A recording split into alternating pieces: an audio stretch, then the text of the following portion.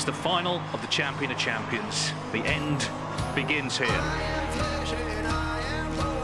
Two wonderful snooker players played to perfection. Absolutely world class.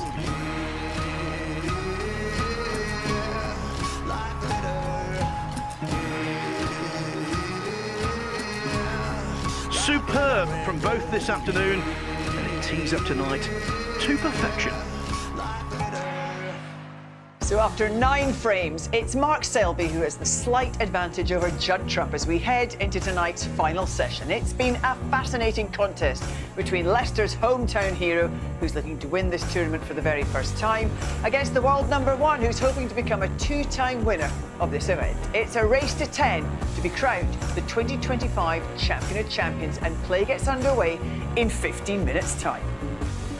Hello, good evening. Welcome back to the Mattioli Arena in Leicester, where this year's final is certainly living up to expectations. We're joined by Neil Foulds and Alan McManus as we look forward to what promises to be a blockbuster finish to tonight. What an afternoon, Alan, of snooker we enjoyed. It really had a bit of everything. 3 centuries, high-quality stuff. The best snooker we've seen all week? Without question. Both players have played OK in the lead up to this final, but they've both upped the ante, as they traditionally would, because they're both born winners. Who's going to win tonight? We're going to find out. Can't wait. What an occasion as well. And, you know, we mentioned that it's obviously Mark Selby's hometown. The crowd is built all week. They're right up for it tonight, aren't they? Yeah, and, you know, it's a great occasion, and it had everything the afternoon session. It started off with all these big breaks and just brilliant attacking, fast frames. Then it went the other way. Mark Selby then put the stranglehold on things. But it ended up with a very interesting twist, the way that Trump won that frame. So everything's terrific tonight. He got off to an absolute flyer, Judd Trump. You know, he said he's been playing at 10%. He wasn't playing at 10% this afternoon, was he? No, I didn't really understand those percentages. It doesn't sound right. But, you know, I don't think he's been at his best. But today's session, he had to play well. But things, as I mentioned, did get quite interesting here, because it was 3-1. It was clawed back by Mark Selby to 3-all. This was a wretched frame, really. I mean, you know, all these things you don't want to happen. But really, I think you said it earlier on, at this point, how do you possibly work out Mark Selby winning the frame where the balls are? But he did. He engineered a brilliant break, didn't he? It was the most innocent-looking little safety shot that Judd attempted. He may have just dropped his guard for a split second, and that's all it takes. When Mark plays that cannon in off the black, now, all of a sudden, it's red alert, and he drops the last one out into open play, and it was a beautiful break to, you know, hit the front once again, and then into the last, Neil. Yeah, because, you know, Judd had been completely starved of table time for a long time, a real long time. That was as good as it gets, really. It's one thing to pot the red, drop it in, leave the cue ball in the jaws, but he sent it round off 2 cushions, that extra degree of pace on the ball, and he won the frame off it. So, you know, that was a real shot in the arm, actually. In the context of this match, just how important do you think that frame might be? Very important, because 6-3 to Mark, having trailed 3-1, you know, you're starting to think, really, this might not be any way back for him. It's a big lead, but now it's kind of anybody's, really. He's found something, Mark Selby, hasn't he, just in this last little part of the season, and certainly this week. He's really just clicked, and I think those 4 frames that he knocked off in quick succession really showed how close he is to being back to the Mark Selby we know. I think the Mark Williams win was a big win for him mentally. And then he's got to face Neil Robertson, one of the men of the season so far. He dusted him up, you know, properly. And then he's gotten better as the week goes on, and obviously in the final. What do you expect from Judd Trump tonight? He is a man who loves a final, and he's desperate to get a trophy into his back pocket. I think that I expect him to play well. I think he'll have worked out from this afternoon session that you do not get embroiled in any tactical struggles against Mark Selby. Not that he can, you know, it's not the only way that Selby can win, but if you do get involved in all that, you're going to come unstuck. For the most part, he did. They both want to win. Who does it matter most to, do you think? You know, who needs this the most? I think Mark Selby might need this. I know Judd hasn't won this season, nor has Mark, but I think possibly Judd. I also think Mark has set his stall out in the knowledge or the thought that Judd's not in top form. So pin him back onto this bulk cushion, and as a consequence of that, I'm going to get my chances. But it was, as we saw in the last frame, it doesn't always work. OK, let's head down into the arena now, where Ken Doherty is alongside Rob Walker to preview tonight's final session. Thanks very much, Jill. Mark Selby is about to re-emerge for the most important match he's ever played here in the city that's made him the man he is today. His wife Vicky is here, his daughter Sophia is here, and he will be surrounded by familiar, friendly faces. But it takes two to make a great match, and Judd Trump will also have wonderful support. His brother Jack has been with him every single step of the way, en route to 30 ranking titles in just 14 years.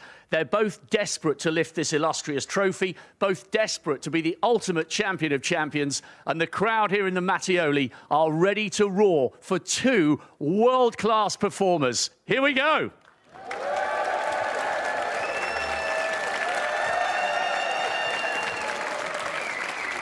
Ken, this is such an important night for Mark, isn't it? Perhaps one of the biggest of his entire career. Yeah, of all the, the trophies that he's won in that illustrious career, I think to win here in his home soil, his home city, I think it'd be very, very special. He has won here before, but not in such a significant tournament. And, of course, he's playing the world #1 as well. That would be the icing on the cake. So I think it could be a very emotional night for Mark Selby if he does go on to lift that beautiful trophy. How close is he to being back to the best, to the form that took him to 3 world titles in 4 years? I think he's very close, and I think the only thing is missing from Mark Selby is possibly lifting a trophy, to have that super confidence.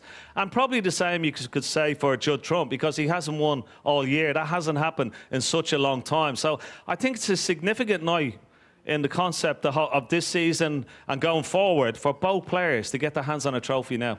This is huge for Trump because he's a serial winner. Not since 2013 have we had a calendar year where he's gone without winning a major title. A frame away against Kyron on the BBC at the Players back in the spring. A frame away against his great mate Lazowski in the Northern Ireland Open. He is desperate to be a winner again. Yeah, it's sort of uncharted territory for the last few years for him. So, yeah, he is desperate to win. And what a wonderful last long red as well, to keep himself in it. If he went 6-3 down, I couldn't see him come back. But that will give him a little bit of hope for tonight. And I think it's poised beautifully for both players. I think we're going to have a cracking final tonight. Are we going all the way to a decider, KD? Let's hear it. Let's hope so. And on the black as well. Come on. Jill, you cannot take your eyes off this final for one single second. Fasten your seatbelts, people. We're going all the way in the Mattioli. Come on. I think he's looking forward to this one. So too are the crowd. They had a standing ovation for the players this afternoon. I expect nothing less this evening. So let's get a quick prediction. I think Mark Selby will play well tonight. I'm not sure whether Judd will. So for that reason, I'm going to go just Mark Selby, 10-8. I'll have to go with Judd, and not just because Alan went for Mark, but also I think maybe that one shot where he turned things around in that last frame gives him renewed hope. I think Judd might just edge it, but it's going to be really close. Great stuff. OK, well, the afternoon session between these two snooker heavyweights lived up to its billing. It's been the best snooker we've seen all week, and it's the local hero that leads the world #1 by 5 frames to 4 as we head into the evening session, which gets underway when we return.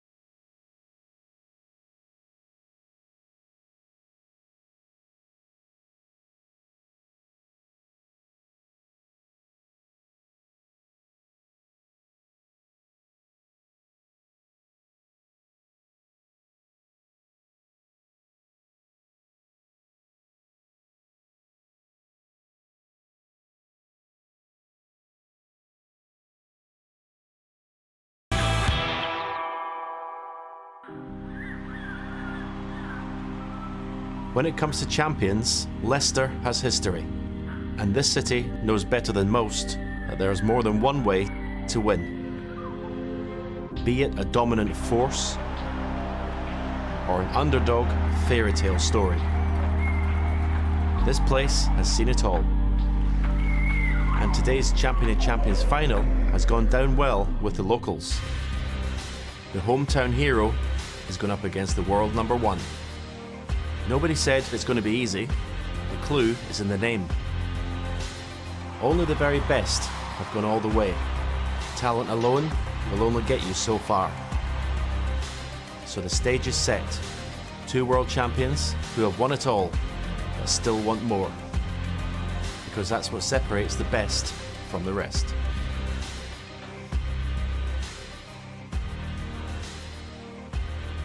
Well, these two legends of the game know exactly what separates the good from the great, but which one will be lifting the Champion of Champions trophy later this evening? Will it be Judd Trump, playing in his sixth final, who can get over the line to win this tournament for the second time? Or will we get a first-time winner? A home victory for Mark Selby would certainly go down well with the crowd here at the Mattioli Arena in Leicester. It's perfectly poised as we get the final back underway. Selby leads Trump 5-4.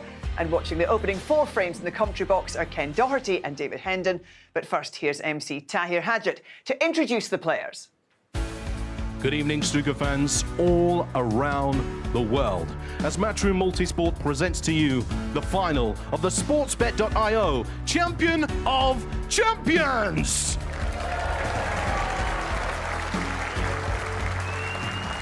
"5-4 is the score. The attention turns to the prize, £150,000 and the trophy on the line. Settle in on this Sunday as two of the world's best contest for the title of Champion of Champions. Let's welcome them back into the arena. Up first, it's the jester from Leicester, Mark Selby.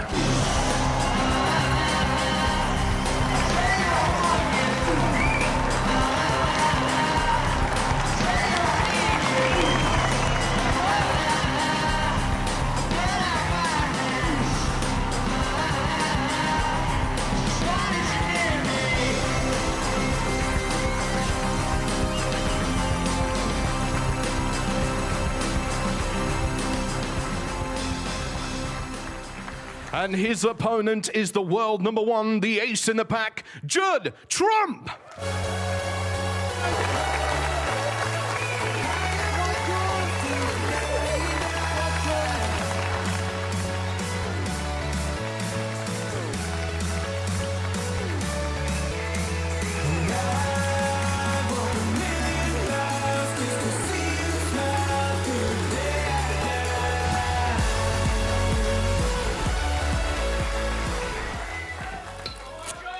The stage is set, anticipation is high inside the Mattioli Arena for the final chapter of this year's Champion of Champions. Two greats of the game have already served up an excellent first session. Judd Trump made the running at 3-1. In the end, he made a terrific break to stay within one coming back this evening. First to 10 becomes champion. Mark Selby with the edge. Thank you. Here we go. Frame 10. Promises to be Mark quite a Selby night. to break.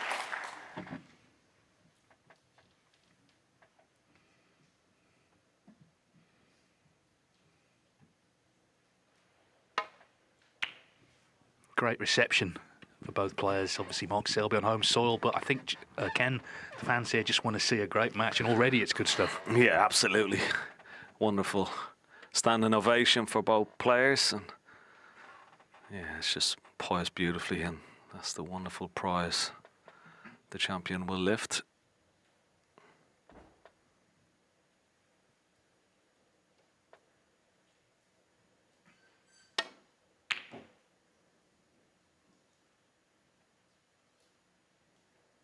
Has he left anything?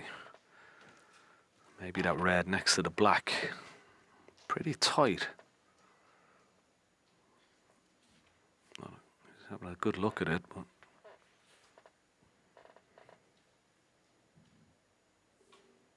maybe not. A little shake of the head, so just a safety shot from Mark Selby.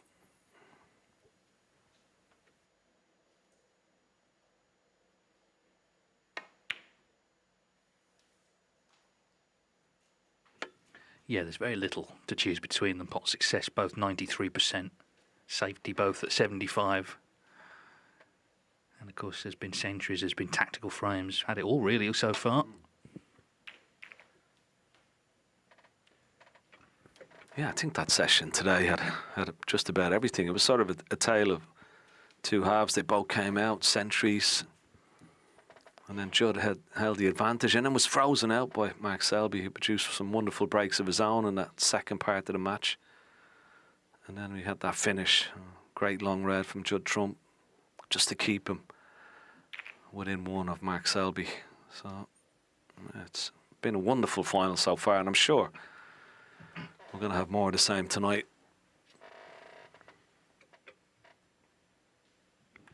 Yeah, and of course they're both proven winners, although neither has won a title in recent times, not this season anyway. This is Trump's 6th final in this tournament, Selby's first.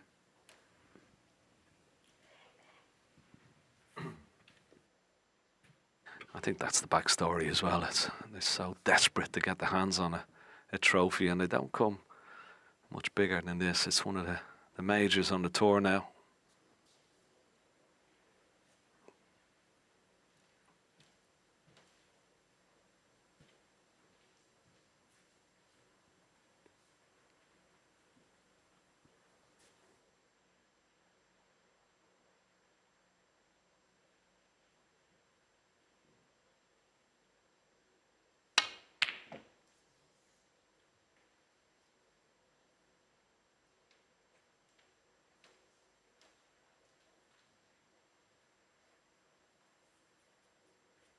A speculative attempt from Mark Selby, screwing back the balk. That was his priority there.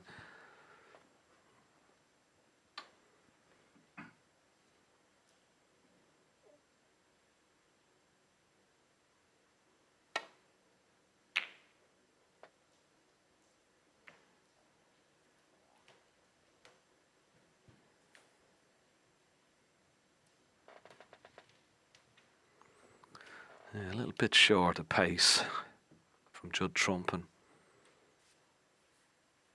may find himself in a little bit of trouble. I'm sure Mark Selby would like to try and get that cue ball over the left-hand side of the table here.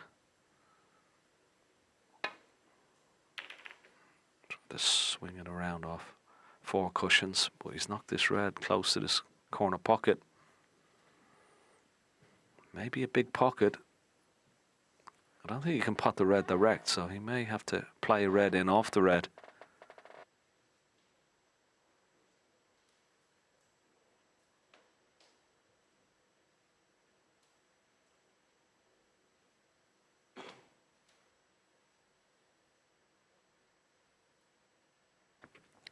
The only problem about playing the red in off the red is where's the colour going to come from? And that's what he's just trying to weigh up. Is it worth taking a gamble and going for this red? Do I wait for a better chance? Here we go.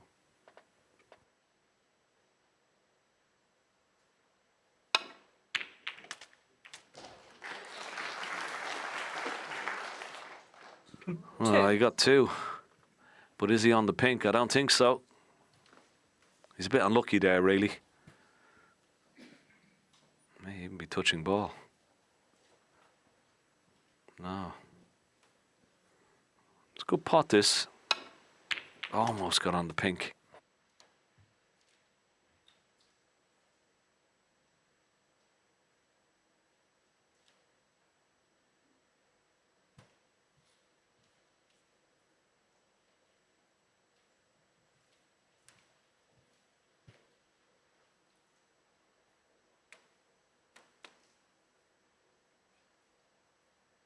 Green ball.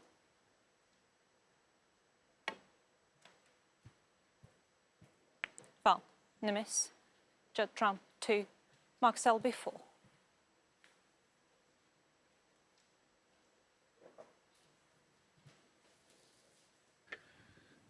It's going back. Tatiana Wollaston, of course, lives here in Leicester with Ben. He's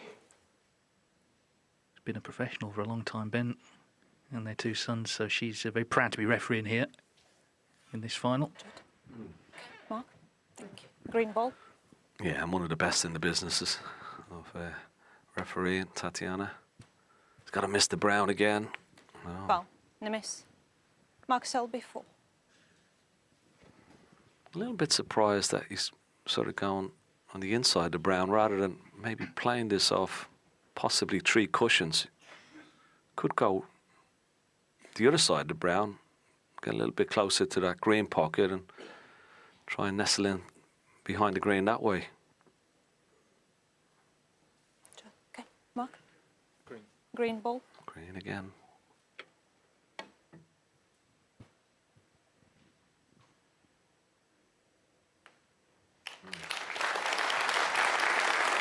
Yeah, made the adjustment. Of course, Mark Selby won that 50-minute 7th frame, and the danger for Trump was that he might have got a bit frustrated, but he made such a good break in the last of the afternoon.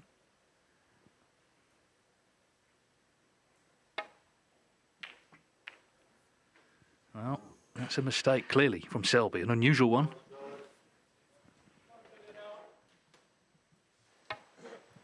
Yeah, very unusual to make an error there. It wasn't really that difficult of a safety return.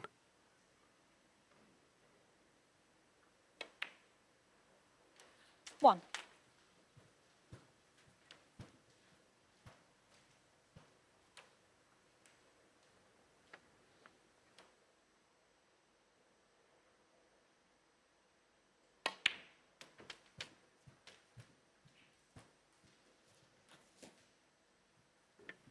Judd Trump began the final with a century. He made 7. another one in the 4th frame. He hadn't made one at all in reaching the final, so this has already been his best performance of the week. 8.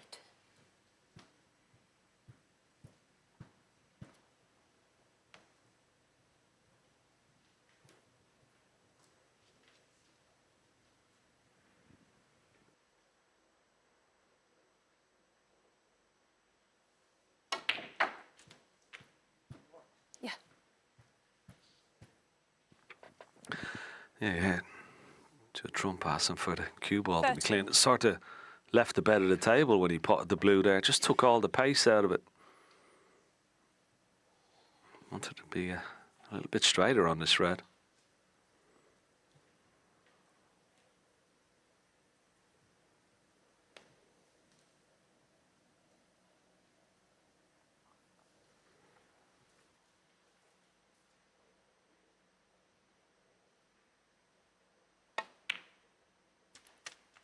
I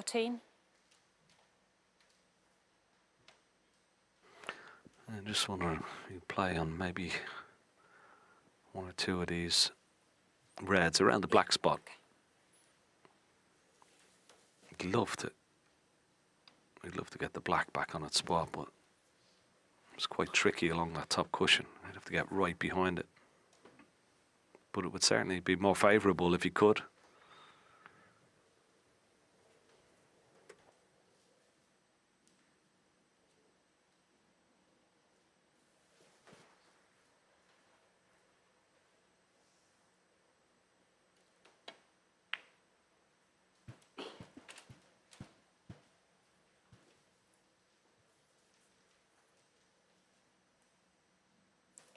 $19.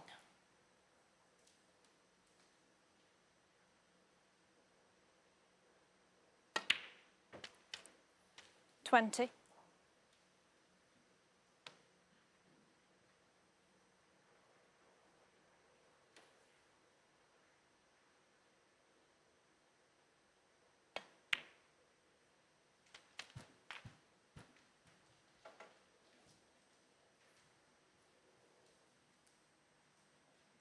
26.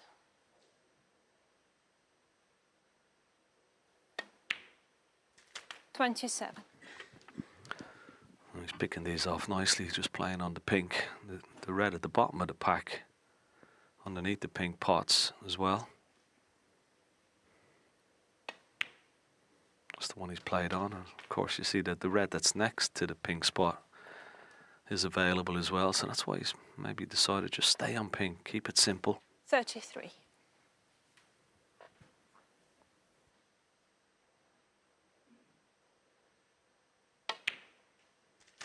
34.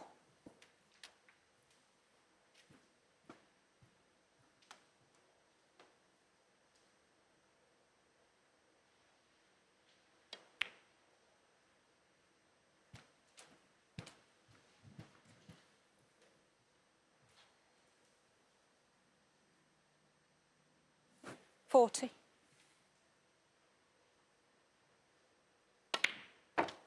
41.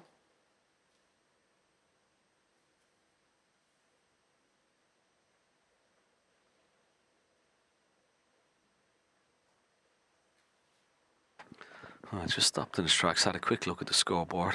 He's just contemplating, do I try and develop some of these reds from this little pack of 4 or play on the loose one?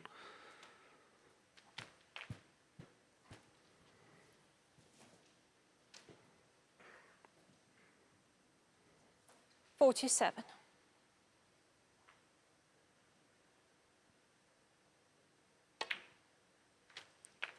48.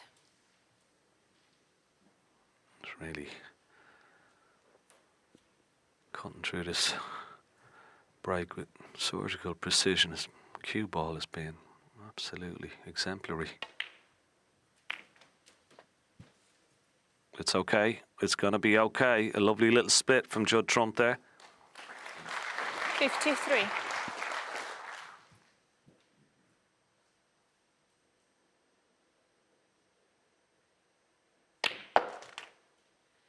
54.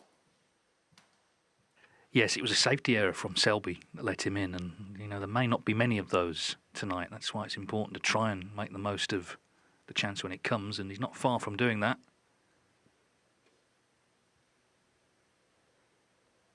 Need another red after the pink to make us all square.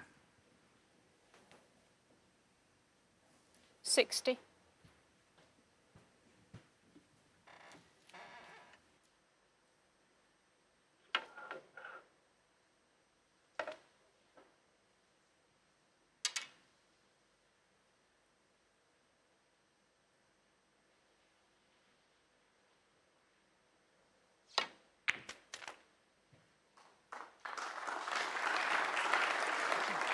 61. Yeah, that was the important ball, but this black is certainly far from easy, and if he misses it, there's no doubt Mark Selby will be coming back to the table. No. Judd Trump, 61. So this frame is not over. 55 the difference. Still 51 remaining, and Mark Selby can put a couple of reds and blacks and maybe leave the last red for a snooker behind that pink. It certainly could cause problems for Judd Trump. Certainly not over just yet. 1. Let's be honest, this is the last man you want playing for a snooker against you, Mark Selby.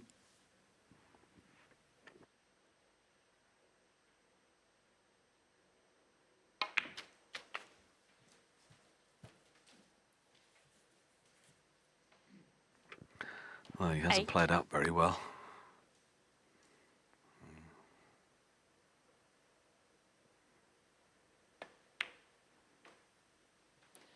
He 9. was okay. He could just use the red to keep the cue ball on the black and judge that nicely. Now this, when he puts this black, just leave a nice angle on this last red. Knock the red up into the bulk area and get that cue ball tight behind the pink.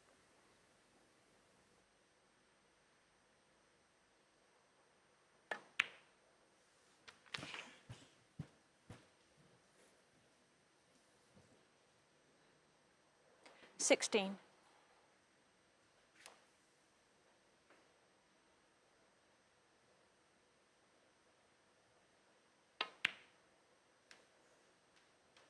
Mark Selby, 16.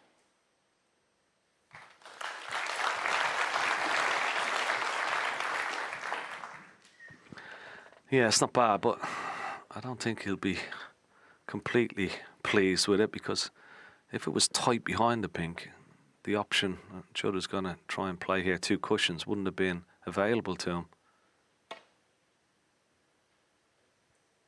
Oh, Foul. that's a poor Mark Selby, miss. 4. So now all of a sudden, game on. 35 behind, 35 remaining.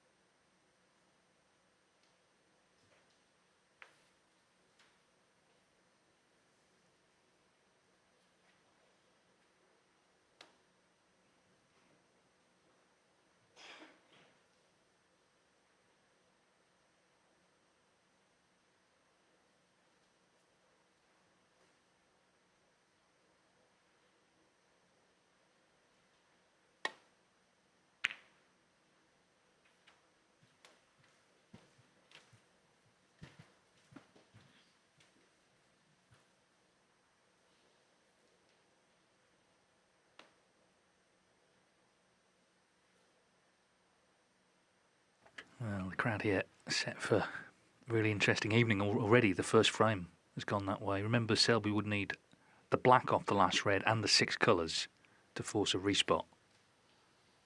Of course, there's the option to lay another snooker as well along the way.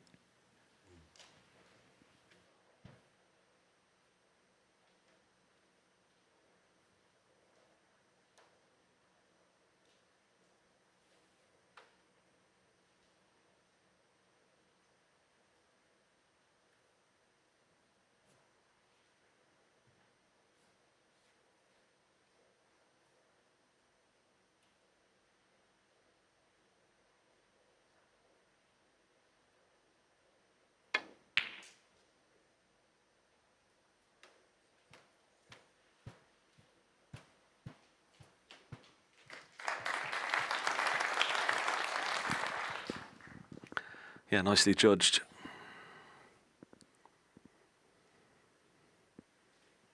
Maybe enough round to possibly hit cushion first. And kick the red back up towards the baulk area and try and leave the cue ball exactly where the red is.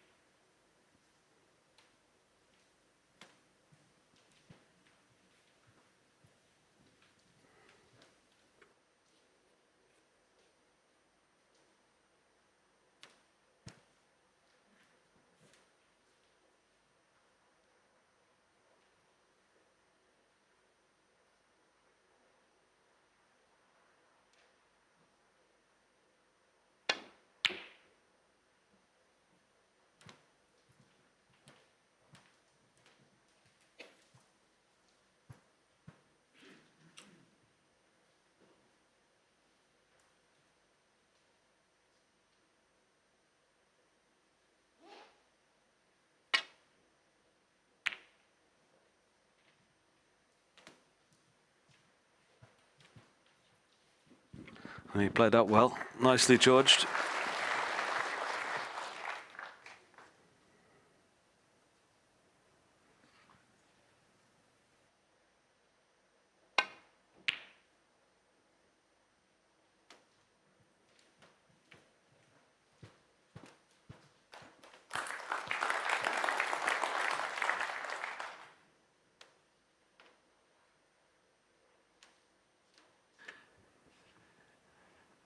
Black Trump had when he was in on 61. It wasn't easy along the top cushion, but he would have put paid to all of this had it gone in.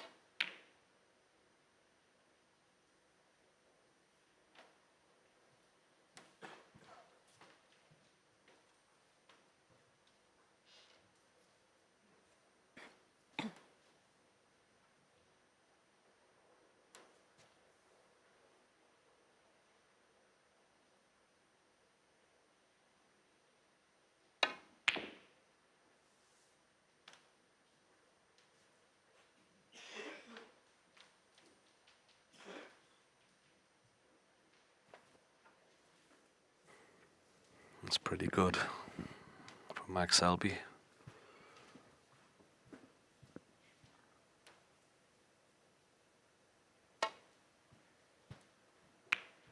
Oh, but that's a lot better. That's a lot better.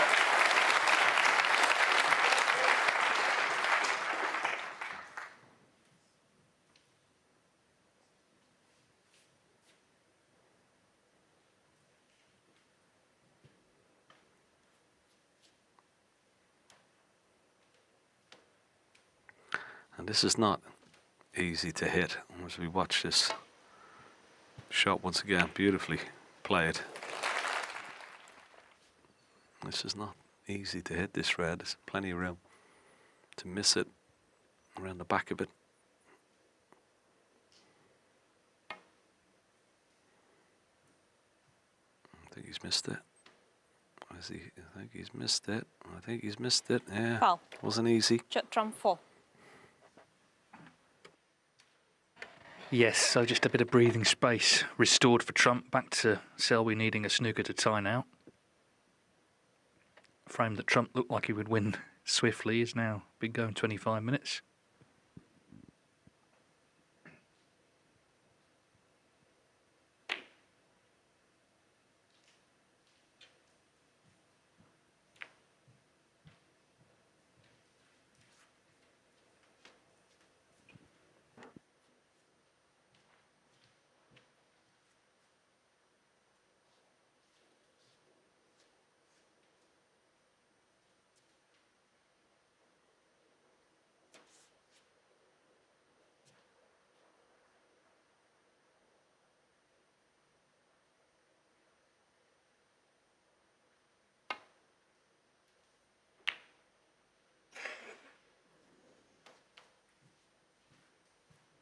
Could be a snooker this. A little bit unorthodox. But he's got him. Yeah. Shouldn't be a problem hitting. It's only off one cushion.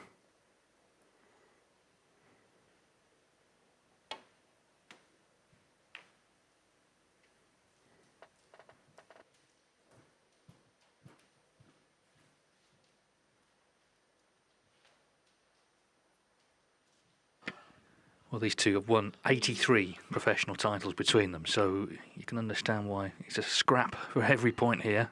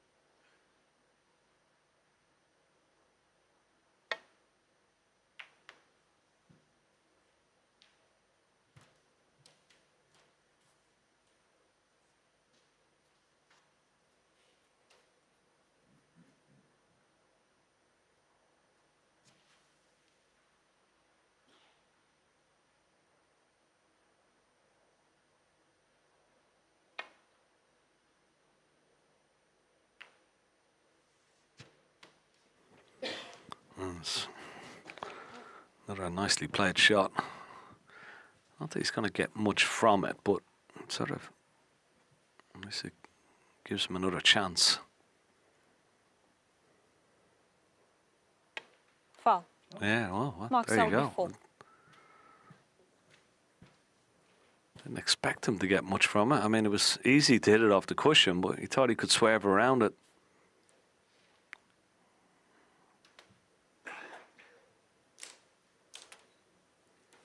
So back to 35 ahead, but still 35 remaining. Yeah, he just thought he could swerve slightly, but of course the swerve happened too quickly.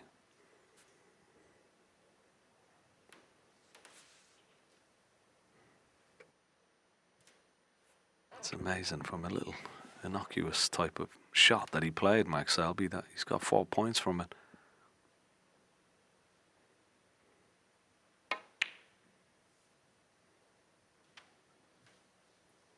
But he may have left it for a pot this time.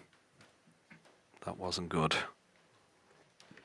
Yes, Trump could really do with knocking this in, couldn't he? He's been put under a little bit of anxiety here in a frame. He looks certain to win.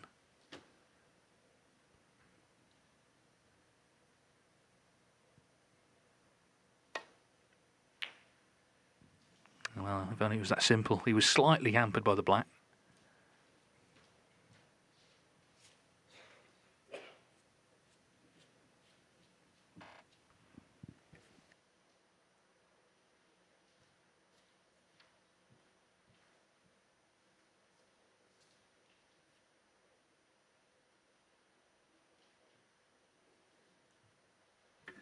So we approach the half-hour mark.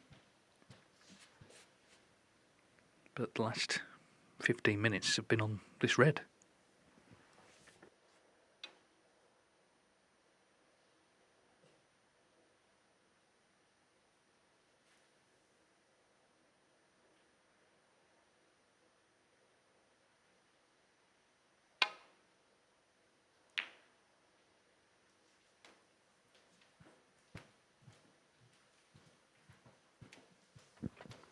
Yeah, and I mean, it's not the first frame that they both would have wanted, but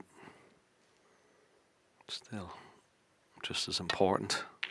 And for all their great breaks that they make and wonderful pots, let's not forget that they are both wonderful tacticians. It's a part of the game, Judd's game, that has improved, well, immensely over the last 5 or 6 years.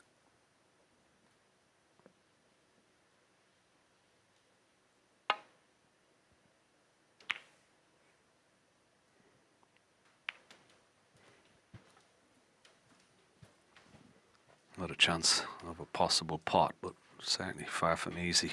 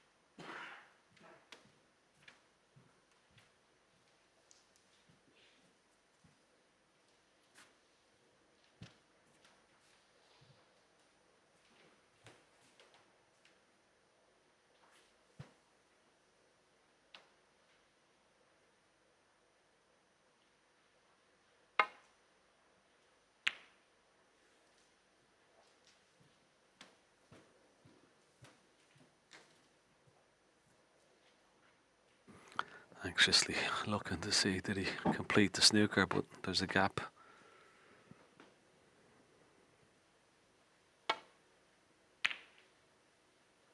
He doesn't want to knock the black out. Oh, that would be a mistake from Judd Trump. He wants to keep that black as tight to that ball cushion as possible.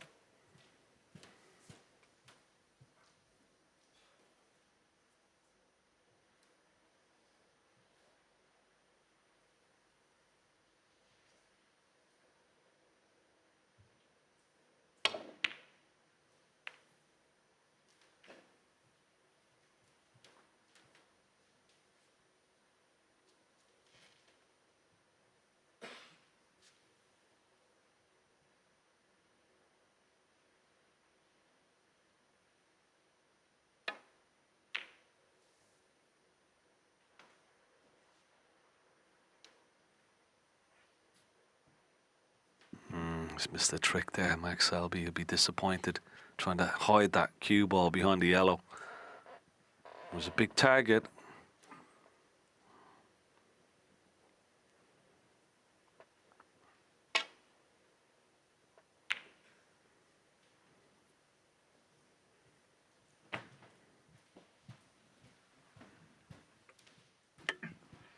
Because Trump was going nicely. Now he had this black. He's already, we thought, over the line at this point, but had that gone in, he would have been 46 in front. So a lot more breathing space in the frame.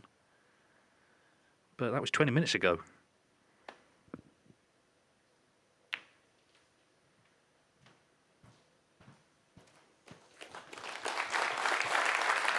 I mean, it's a short journey home for Mark Selby, but even if it wasn't, he would stay out there as long as it took to win every frame of this final. Yeah, he's got the patience of a saint now. He's got to Trump a little bit of butter here. He must hit it. Yeah, good hit. And he won't mind leaving the red, of course, because Max Selby needs a black with this last red. He's certainly not going to get on the black from there.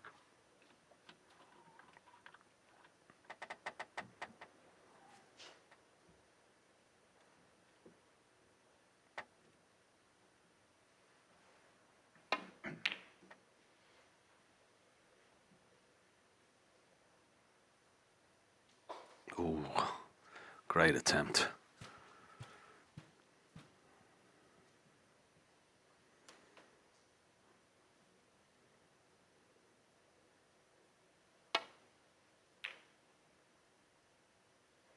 Once again, big target from blue and yellow here.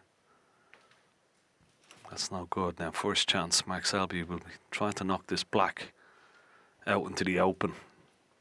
Swing that cue ball off 4 cushions and try and get it back up on the yellow again.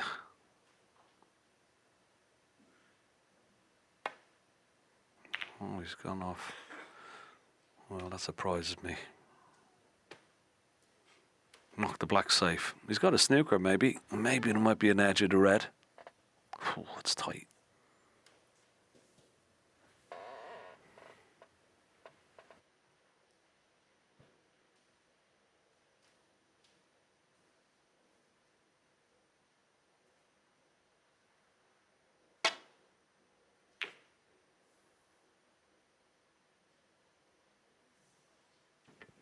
He actually caught more of the red than it looked like he could do. Now he's left it on, but again, Selby needs the black.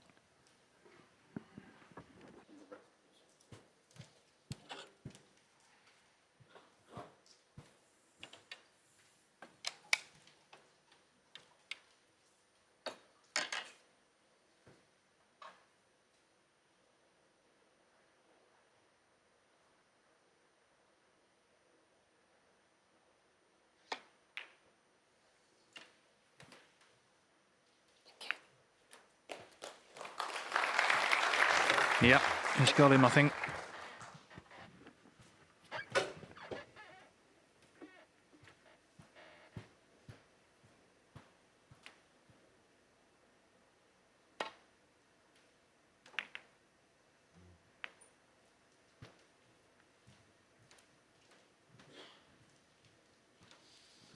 23 minutes now on this last thread.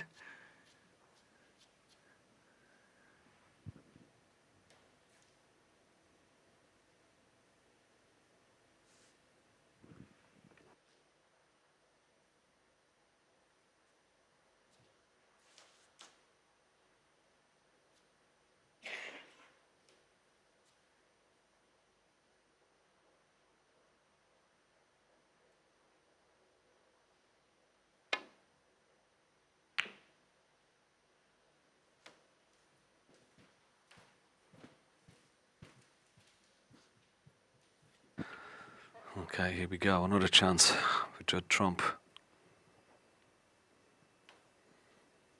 Gotta make sure that he doesn't run into the black with the cue ball, though. If he does miss the red. Oh, that's better. That's better. 1. And it'd be a very relieved Judd Trump to finally get over the line in this frame.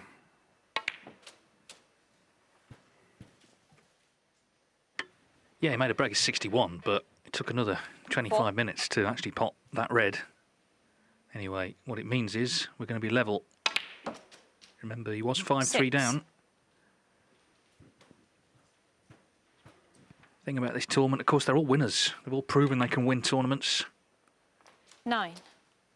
So it's no great surprise this is already a real battle.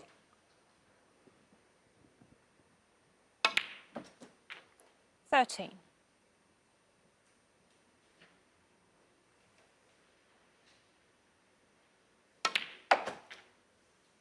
18.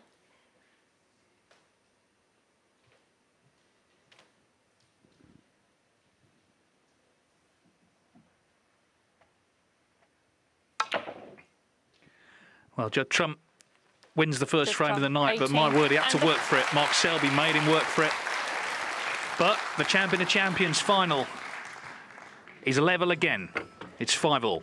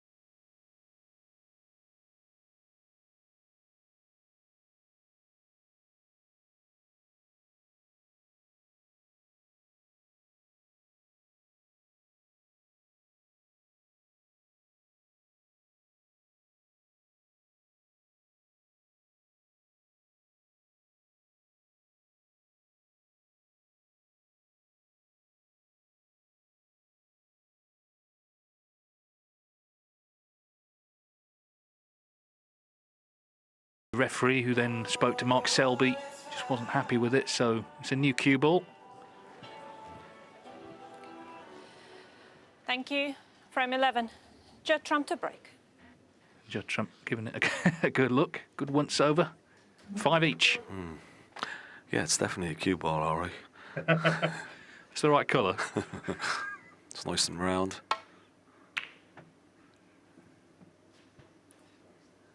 Well, he seems less enamoured with this one. I mean, look where the whites finished there. Keep that. Maybe get the other one back. You want the other one Well, back? that lasted one shot, that cue ball, Ken. Do you want to go back to the other one? At least the other one's round. That's not a normal white. Not a purple one. Not a normal white, Judd said. Well, they're going to try and change it again, are they? Do you want to go back to the other one? Okay, well, I think that could be bound for the skip, that one, because it lasted one shot. That's why I kept it here. Could do a little raffle for that one, eh? Get the two lads to sign it.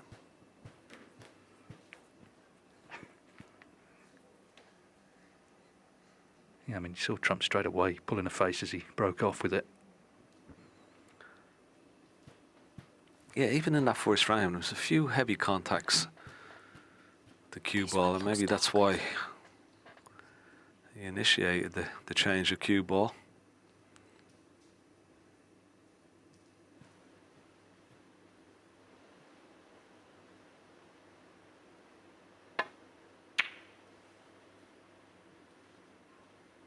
Oh, well, needs Brown for cover. Has he got it? He has, and he's lucky.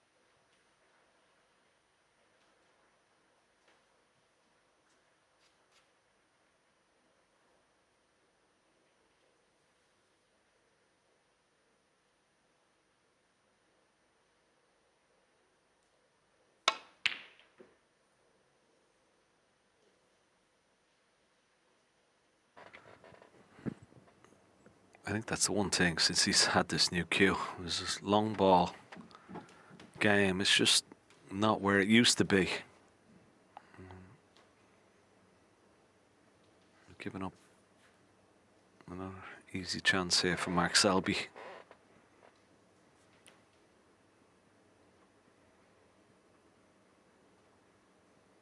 It's a nice easy start there with plenty of loose reds. Get his arm going.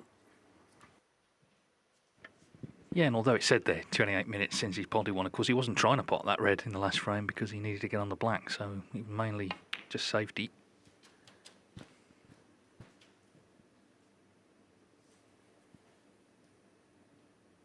Four.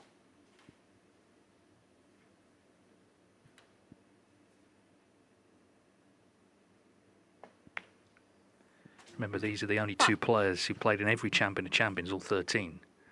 But Mark Selby making his first appearance in the final of this tournament. He'd been in 3 semi-finals previously.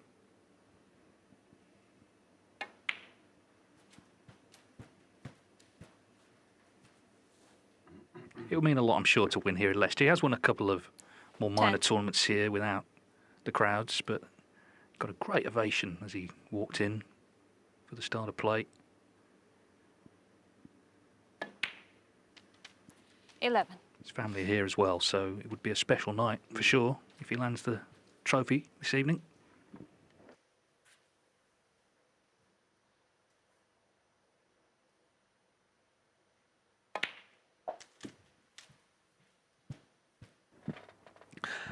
There'd certainly be plenty of emotion if he did. 18.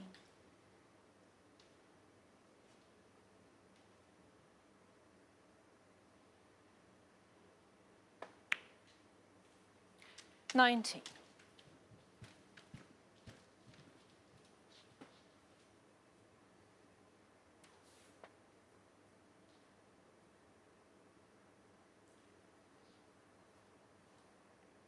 The red at the bottom of that bunch underneath the pink does pot into the right corner. There you can see it.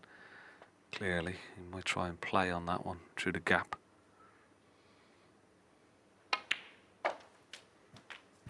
The other one goes as well, which is handy. 26.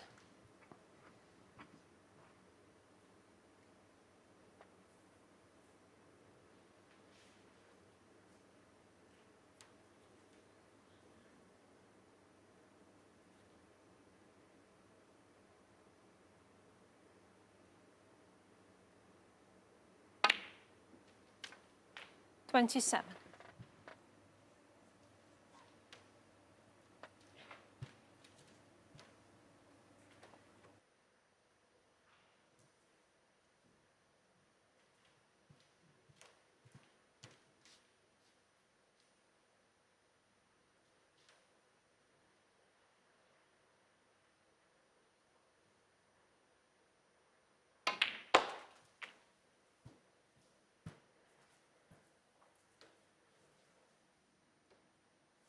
$32.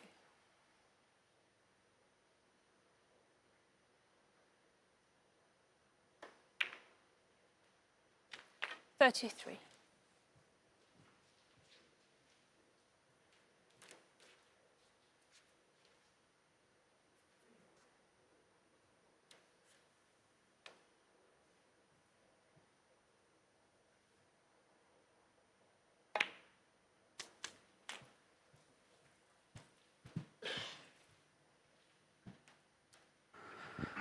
Well, he was looking for a fuller 40. contact on that red. Didn't get it, and unless he can make a plant, which is certainly not easy, a lot of distance, and they're not even lined up. And that is very difficult indeed.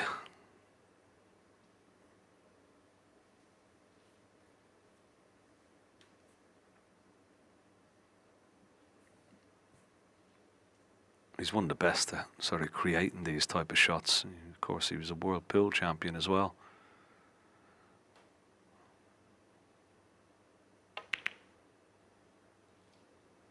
Oh, it was close. Mark Selby, 40.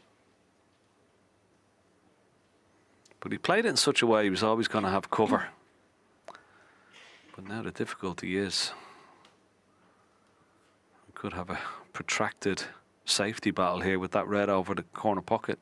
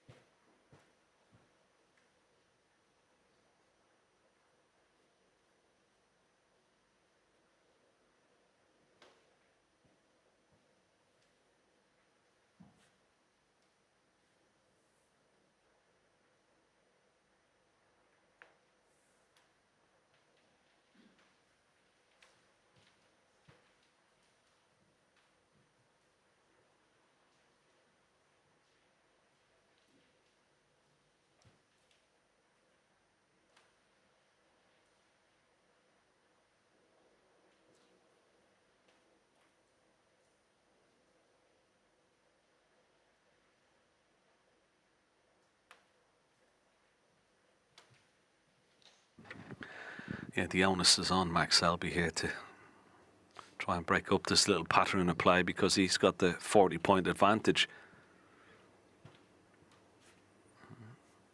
If he could get the cue ball somewhere to the green pocket, that would be very, very difficult to make a plan from there with the red over the corner pocket. But it'd be a dangerous shot to play. Foul. Judd Trump, 4. Put it back. I mean, it rolled back. Put it back where? It didn't move, did it? Okay. Is it there? I think so.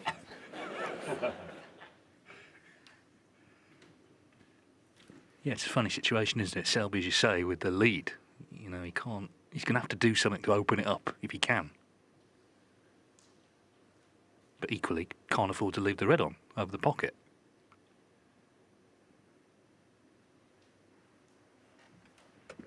Well, is this? It's not touching ball, I don't think. But if it was, Judd Trump could play that shot. But see, he'll stay here as long as he likes. Judd Trump, he won't mind. That was a. Don't know if you.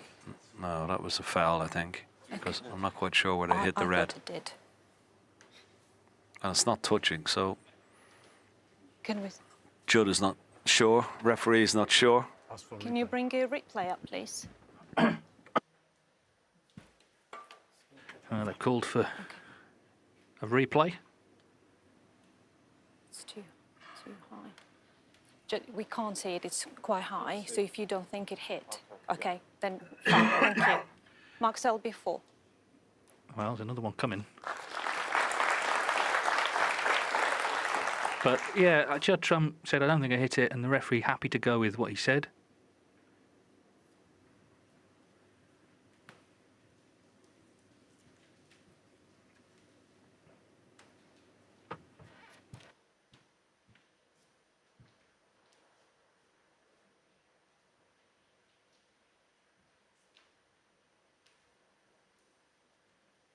Remember years ago at the Crucible, Mark's fellow Leicester man, Willie Thorne, he was about 50 in front against Andy Hicks. Similar situation, and the referee kind of said, we need to, maybe think about re-racking. It's fair to say Willie was not too impressed with that opinion.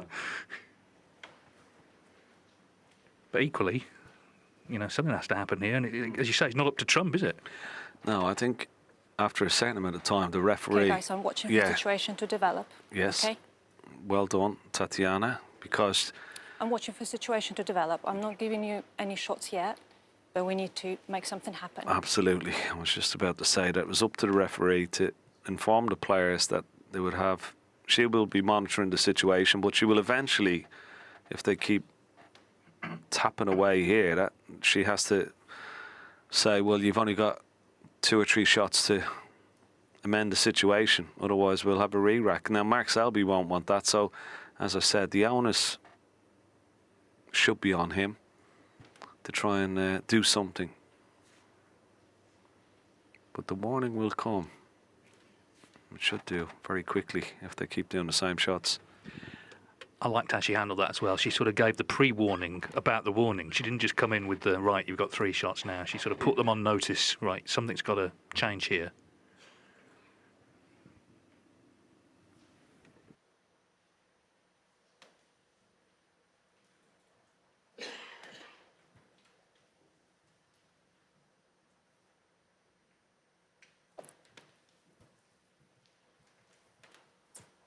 Okay, Mark, Judd, 5 shots each due to score difference, giving you 5 shots each to develop. 5 each. 5 each. Yeah, well, that's fair. Normally it would be 3, but as Tatiana said, it's because of the score difference. Mark Selby has the advantage there, but I think it's a good decision.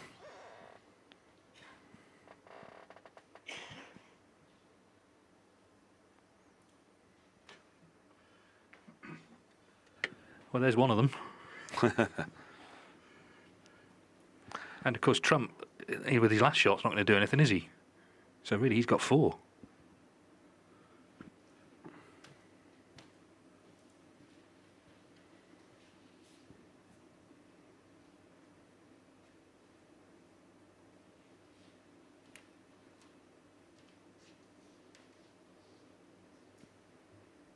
You notice how Judd Trump is insisting on not leaving a touching ball, because then that would give Mark the opportunity to roll the cue ball up into the bulk area. Just watch it, making sure that it's never going to be a touching ball. And Mark Selby is running out of shots here. Yeah, they've had 2 each. They've got another 3. But as I say, Trump's last shot, he's not going to do anything wild with that, is he?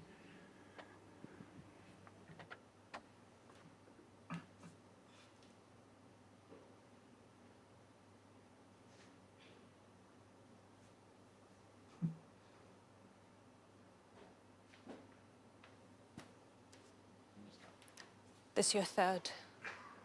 How many is that?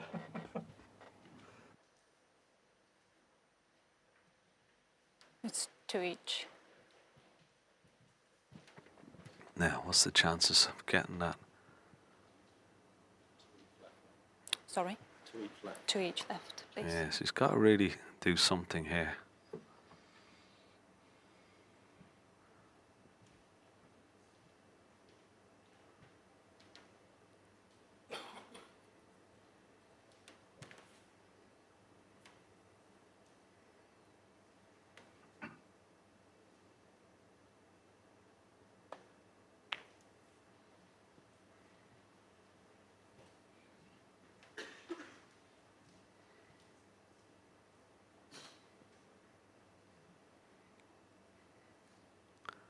He's going to just roll back into them.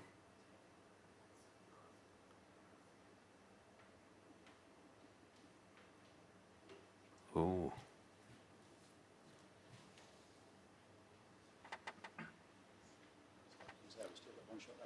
One shot left. I don't think. I actually played something. We didn't just keep rolling into it. Well, let's see what you play now. What would you play? Can't tell you.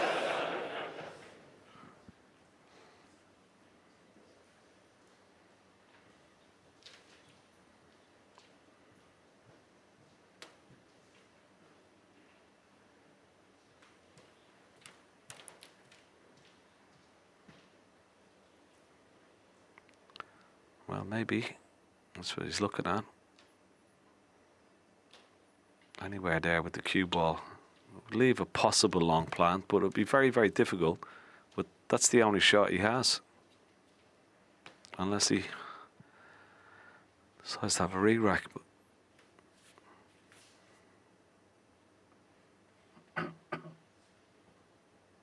It's unusual, this. We haven't seen something like this happen for a long, long time.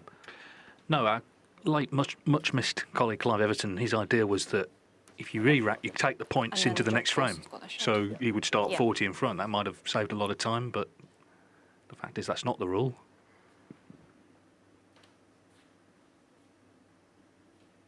This is his last shot of this sequence. He's got to, well, just not roll into them again. So just getting distance between them. It was always the problem, wasn't it? You know, the fact is that red was over the pocket. That was the cause of the whole issue.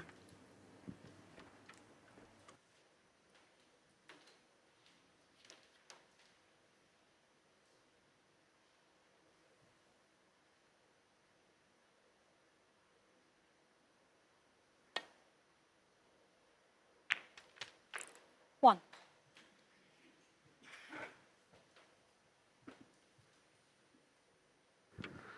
Oh, that's not the best shot he's ever played. Left himself a tricky black here.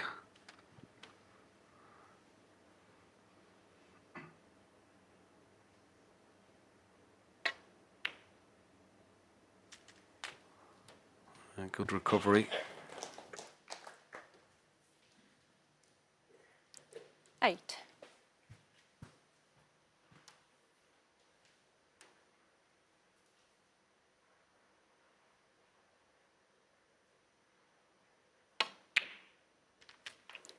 Nine.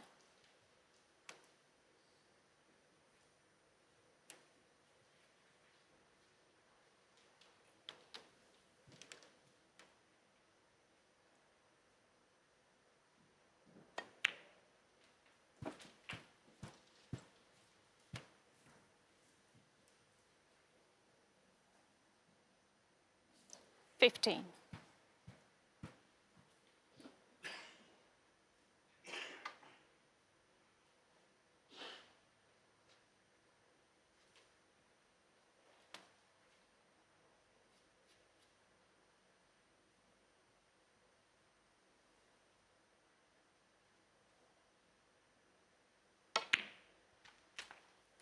$16.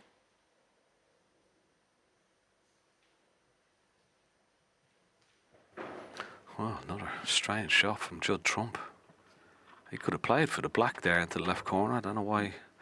I think he screwed for the pink.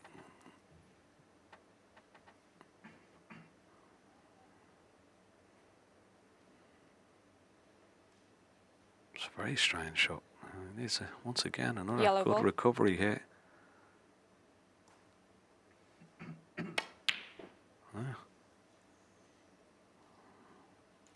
Judd Trump, 16.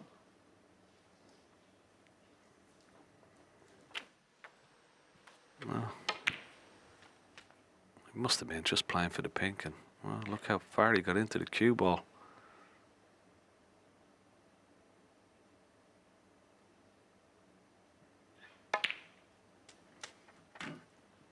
One. So after all that, Mark Selby does get a second chance. He's already got a useful lead.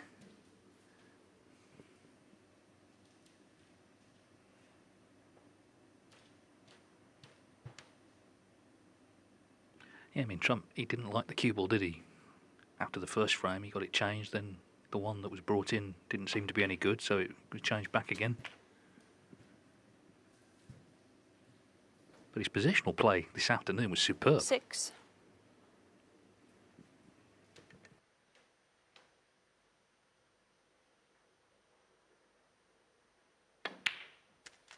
Seven.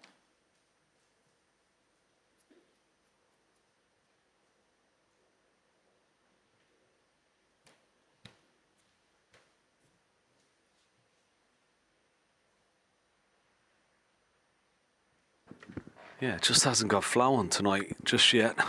And sometimes when you have like long, protracted, bouts of safety, it sort of takes a few shots just to get your arm going again. And you could tell from Judd Trump, I mean, the first red, he underhit quite significantly and then overhit 14. the next red.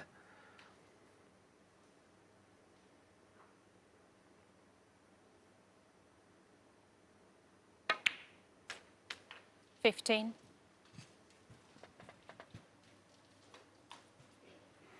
Have to play a little cannon into the pink here.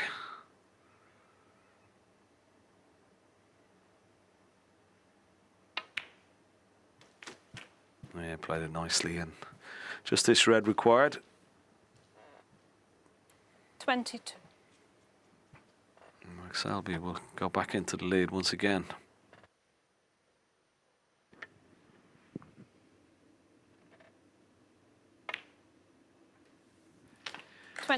Yeah, and of course he was in trouble despite being in front of the frame. That business with the threatened re-rack. He left the red on over the pocket, but Trump didn't make much from it.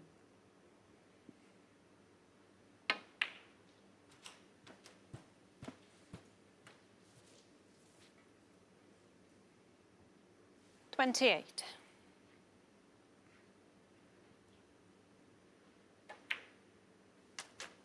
$29.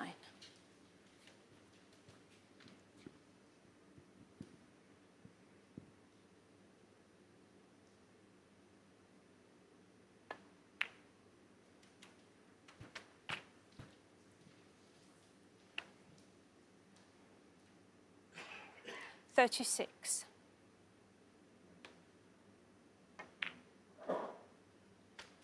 $37.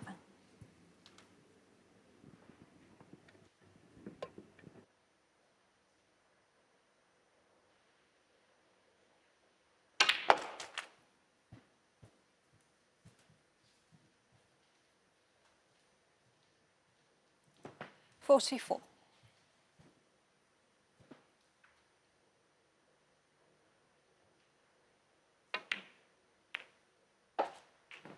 $46. Well, they've shared the first two frames, but Mark Selby has put Trump under all sorts this evening. Selby, 46, and different. Once again proving just what a tough campaigner he is. So Leicester's Mark Selby edges back in front again at 6-5.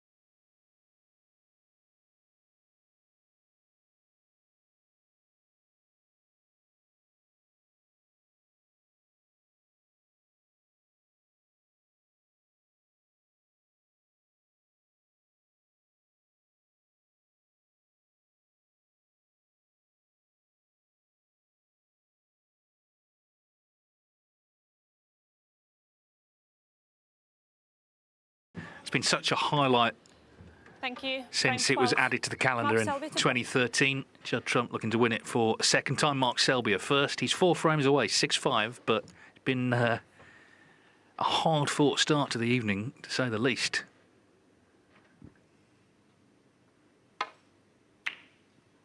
Judd Trump has played in one of 2 Champions of Champions finals that have gone the distance. Of course, lost to Neil Robertson in 2019. Ronnie O'Sullivan beat Karen Wilson in the other one.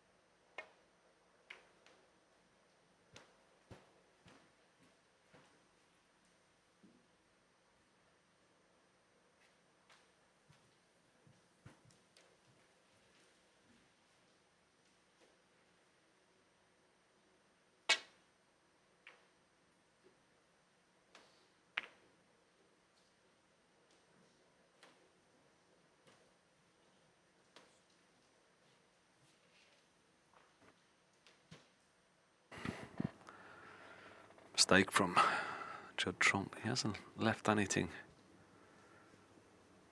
Very easy. Red with the rest, maybe the red into the green pocket.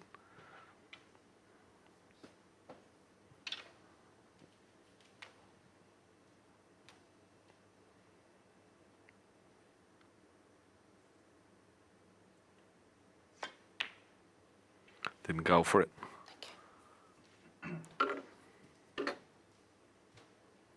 A little bit surprising. I mean, he's been so good with the rest this week. In fact, he's 32 from 32, hasn't missed one shot.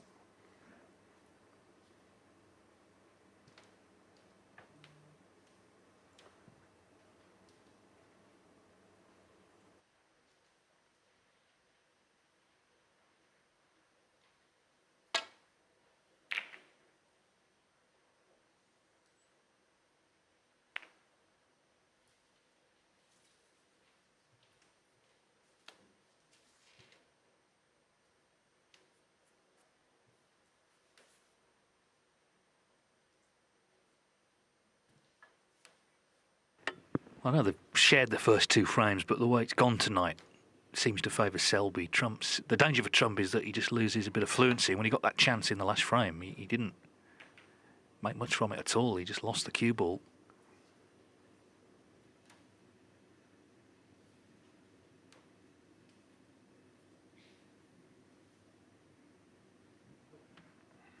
Let's see how he gets on with this one.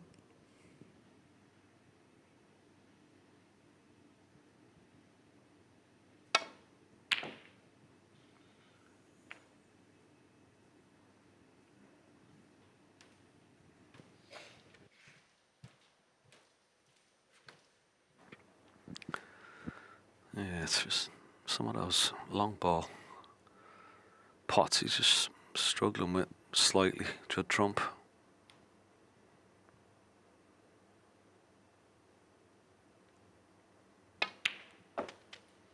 One. 8 from 15 he is now.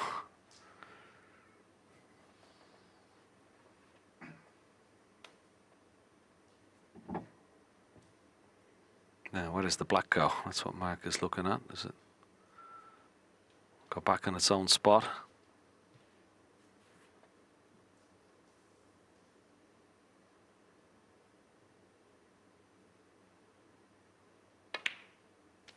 We'll be hoping that it does and that he can pot it again. Tatiana, just getting the little ball marker out to see will it fit on the spot. Must be pretty tight. Maybe not. No.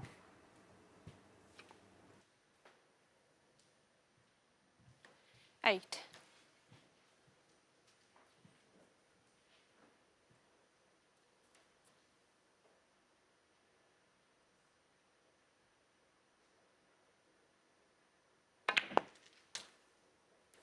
Nine.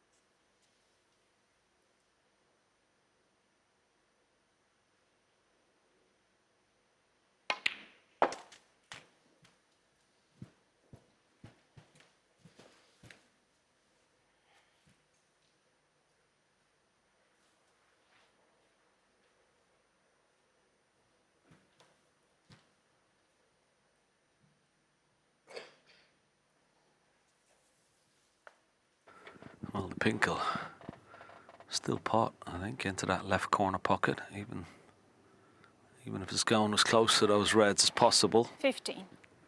Yeah, so that's okay for Mark.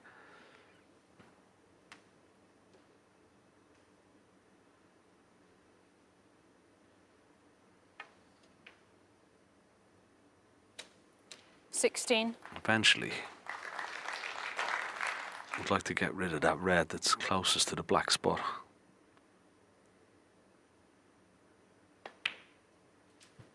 And get pink or black back on that spot, if you can. 21.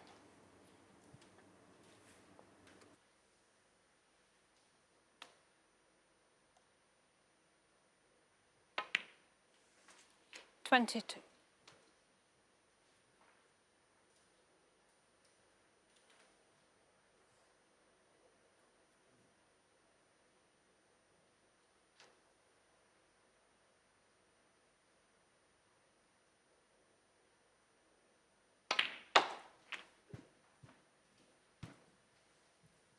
Yeah, and that's exactly what he's done. He's perfect.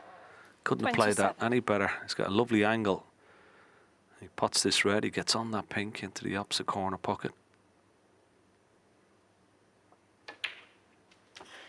Really 28. Nicely worked out this so far for Mark Selby.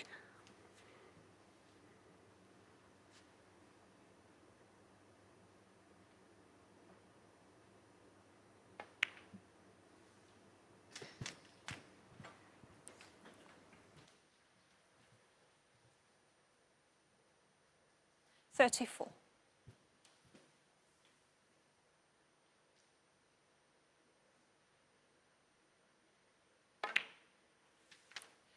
$35.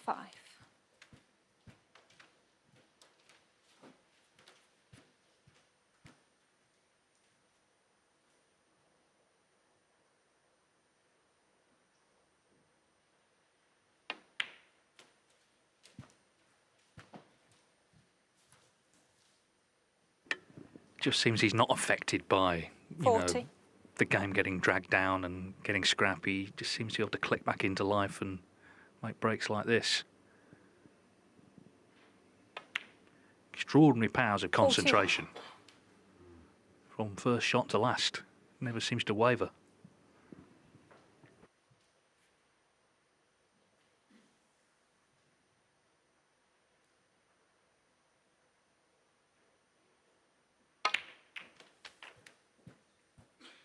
Yeah, completely agree. He's one of those type of players that doesn't matter what type of game it is. If it's open, he can 47.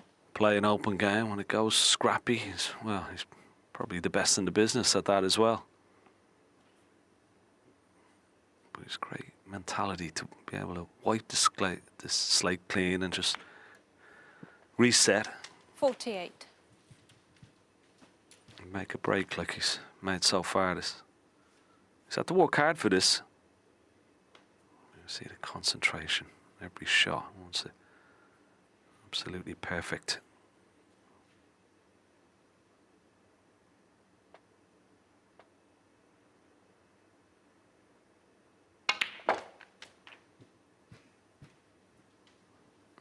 Might be a bit short of pace. Normally he's so good at that shot, getting right through the cue ball with plenty of pace on the bottom. Getting the zip required on it. So he's left himself with a tricky little red into the left centre.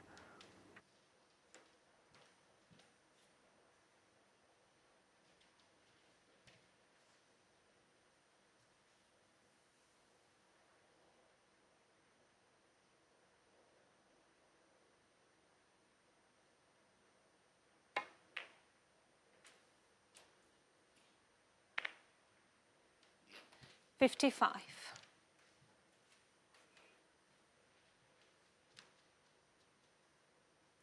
Well, this next shot looks like the big one now, because there's going to be a red nearish to left corner, if you can pot this blue.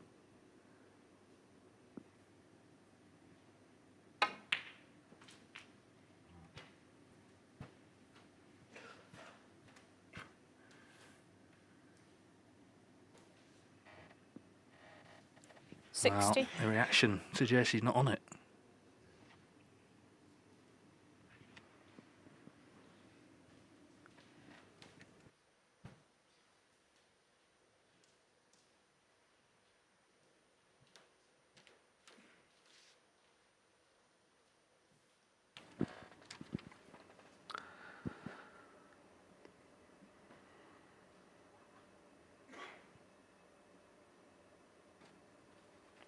Yeah, he's unlucky. He shrugs his shoulders. It was a good pot on the blue, and anywhere but there, he would have been on the red. So he's got to hide this red here.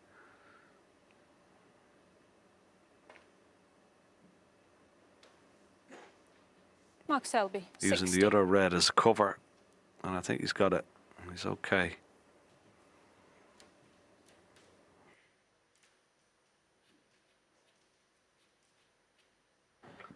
Has left a possible pot though for Judd Trump. This red into the bottom red of those three around the pink spot.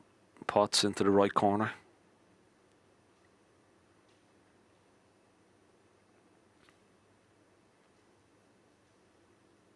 Highly risky. He may be forced into taking it on though.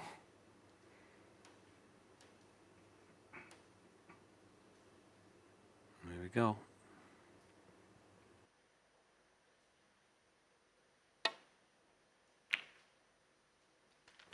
Well, that was a fluke. One. That was a fluke, believe it or not, because he caught the first red. And then have a look at this. Hits the top red and still pots the second red. Incredible, that. Well, could be massive. Selby was looking a good thing in this frame. Trump has some sort of chance. You look ahead, the brown on the cushion. 4. But as I say, it's looking for all the world like 7-5 a few minutes ago.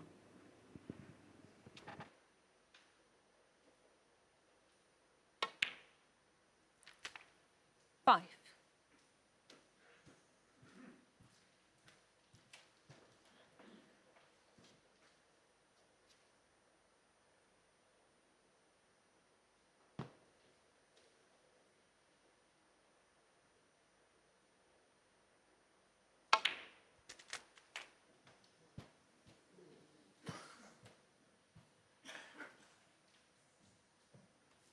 $11.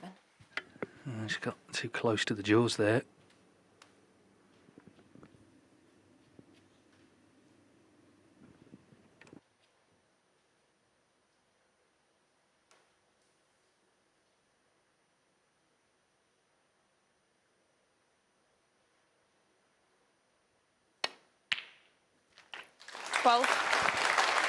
Tremendous. That's more like it from Judd Trump.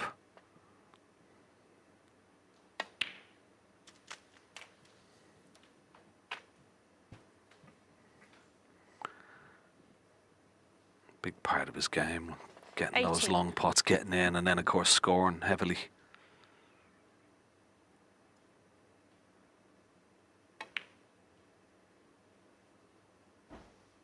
Oh, 90. Well, he was up off that shot, thought he missed it for a minute.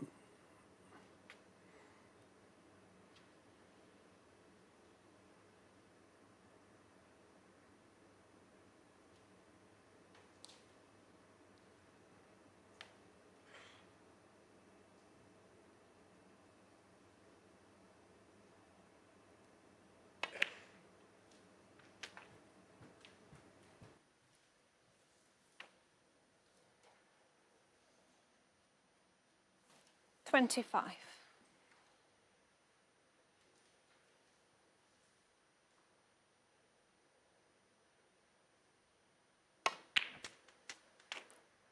$26.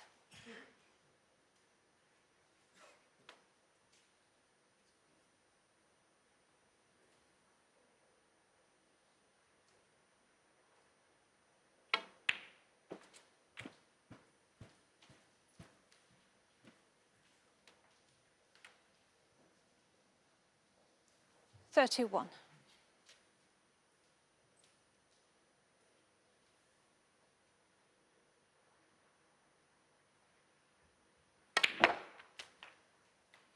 $32.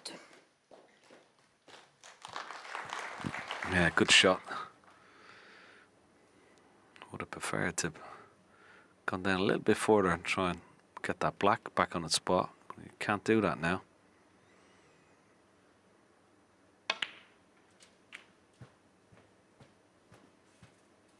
Brown is going to be the problem ball for sure. 37.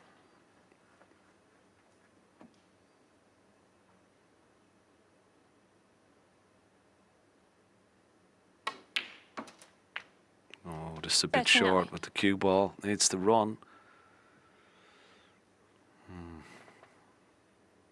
That's no good. So unless he goes all the way around the table to get back on that brown, cue ball have to travel some distance, or he could just drop it in. What's he going to play? He's just going to drop it in and play a safety shot. 42. Try and leave the cue ball exactly where the brown is.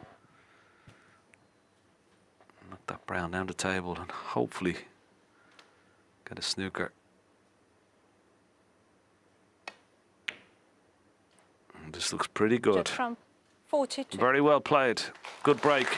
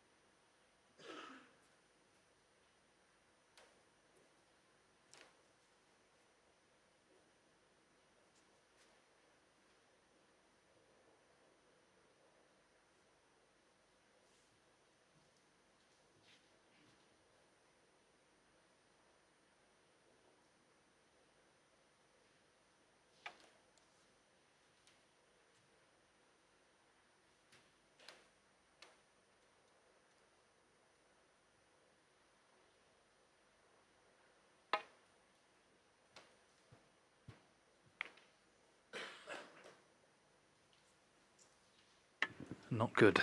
Not good for Mark Selby. Seemed to be in complete control of this frame, didn't he?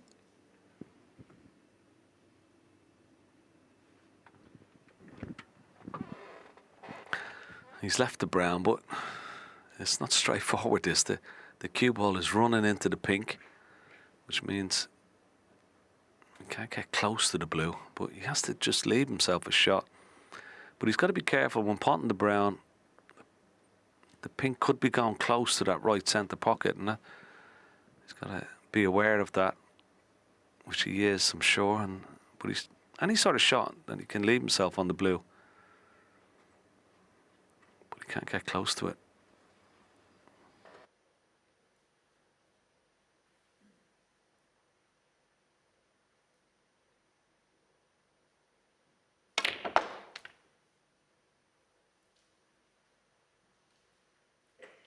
Four.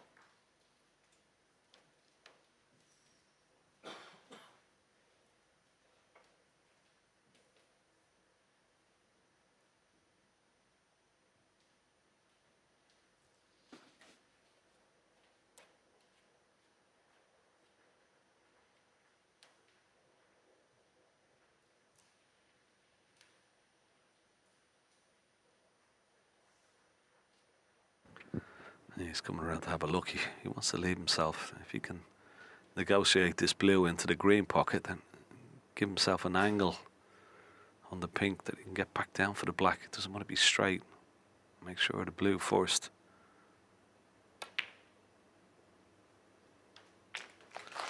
Good pot. And he's got the angle. Okay, cue ball pretty close to the cushion, but at least it's afforded him an angle to play this with lots of top. Get back up the table for that black, but a little right smile from Judd Trump. Didn't want the cue ball that close to the cushion.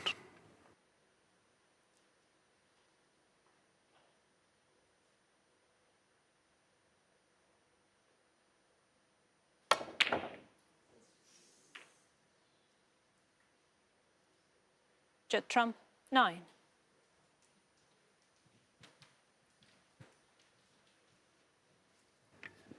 Well, it is potable. It could have been easier. This pink for a 7-5 lead.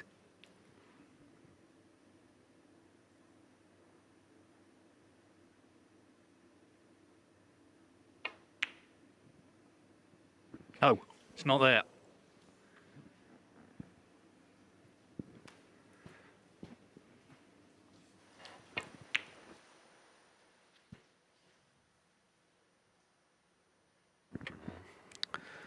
A little bit of tension creeping in out there now. These frames are so important.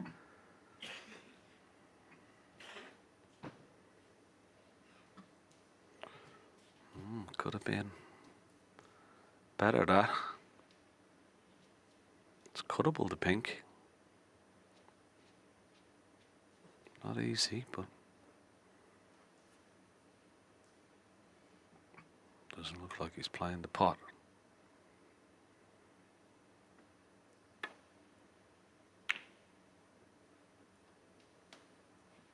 Well, he's played this nicely.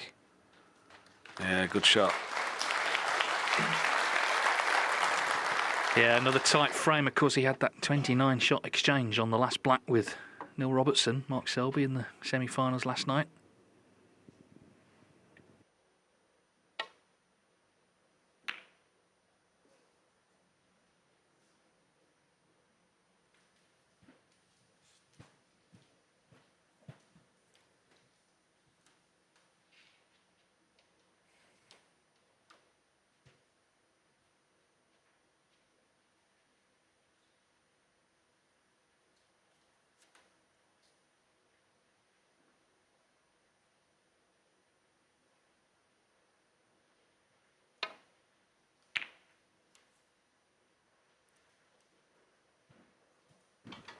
Very good. Had to avoid the double kiss there, but played it perfectly.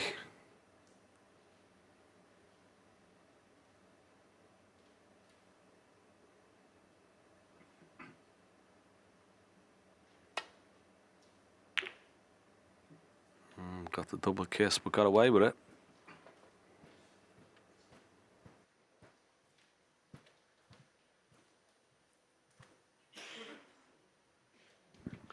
Yeah. A smile from Mark Selby. And that was this. Could have been easier.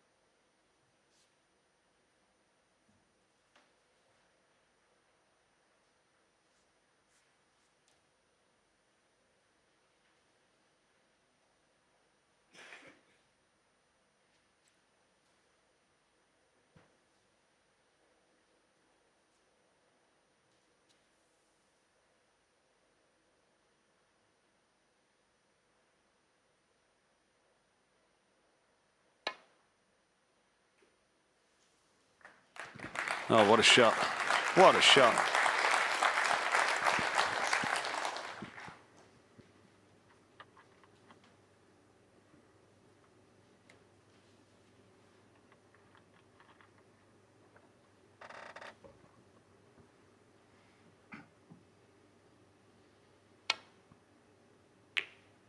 Oh, that makes a difference. Mark Selby, 6.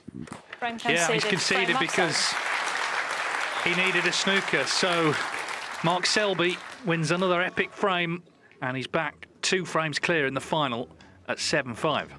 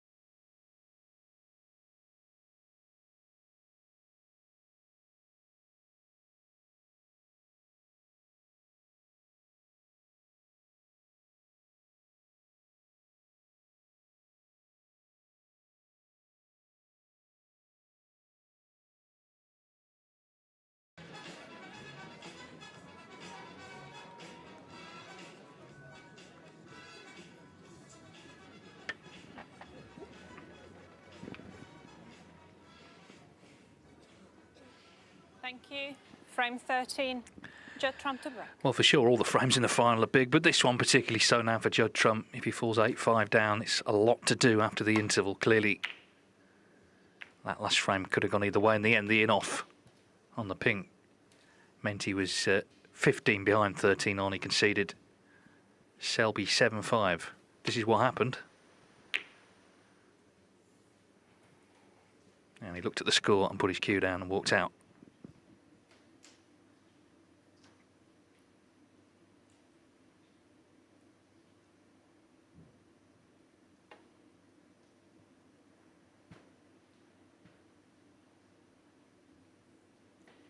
Well, the miss. Judd Trump 4.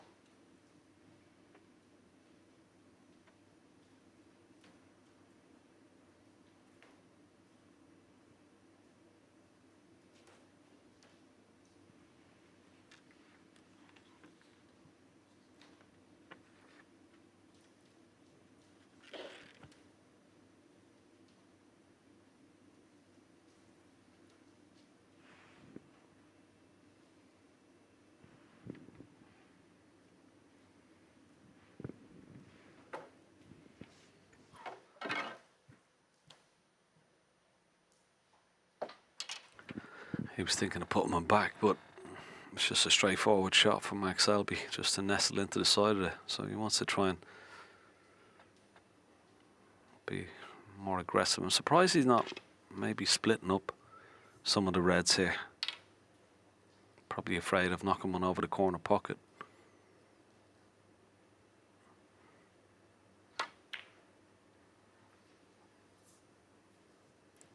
But this is no good. It's a poor shot from Judd Trump for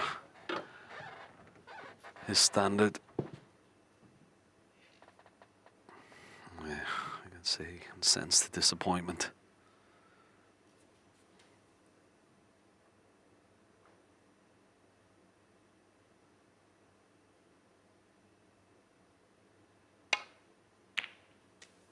One. Yeah, good pot.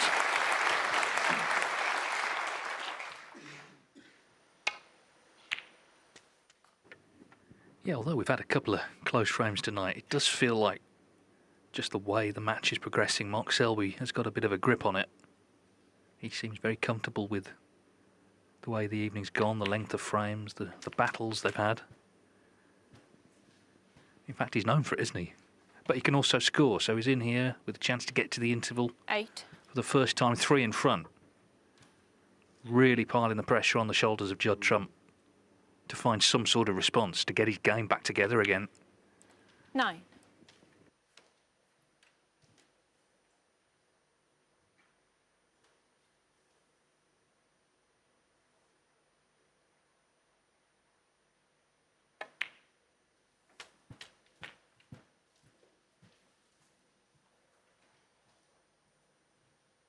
$16.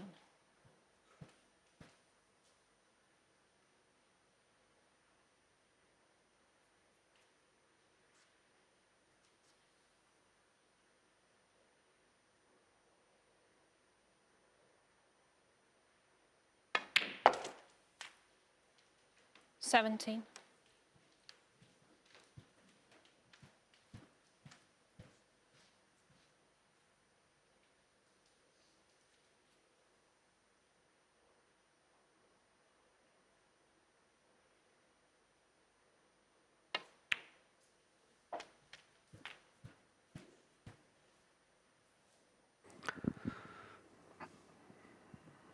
$24.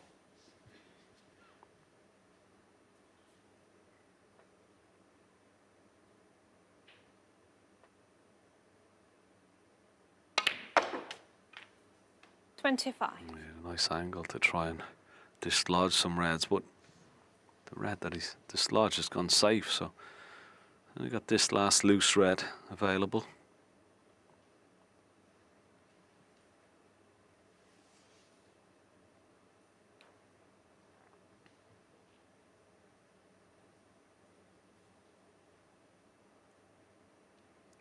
Wrong side of the blue, so he's going to have to leave the cue ball in the middle of the table.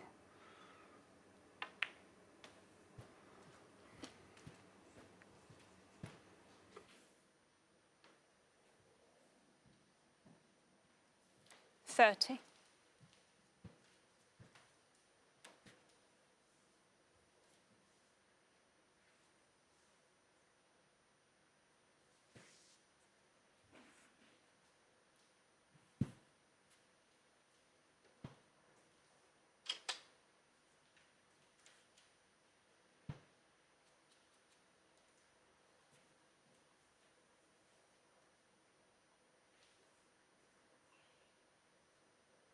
Must have a toe at least on the carpet. But he was dead still on the shot, wasn't he?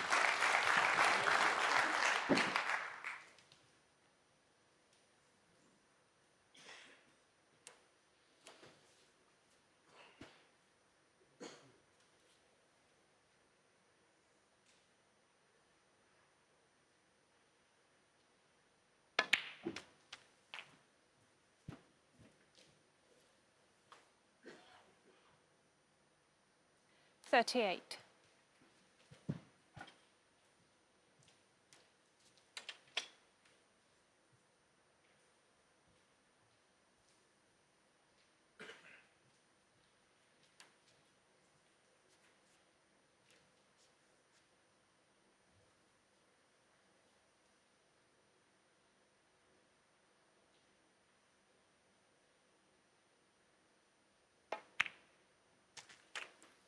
$39.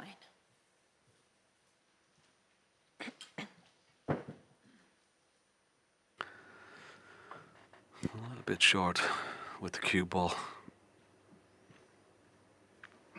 He's just coming to see, can he pot the red, the right of the pink, without having to go into the reds.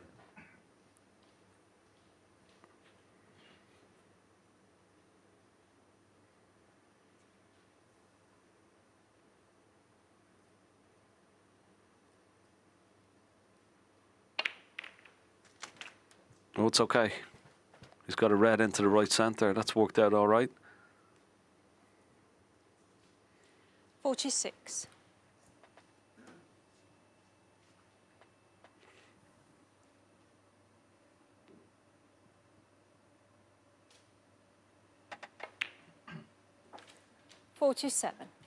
All the hours he spent as a boy in Willie Thorne's club here in Leicester.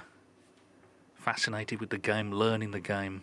All that work and effort that he put in over the years, of course, has paid off so many times as a professional.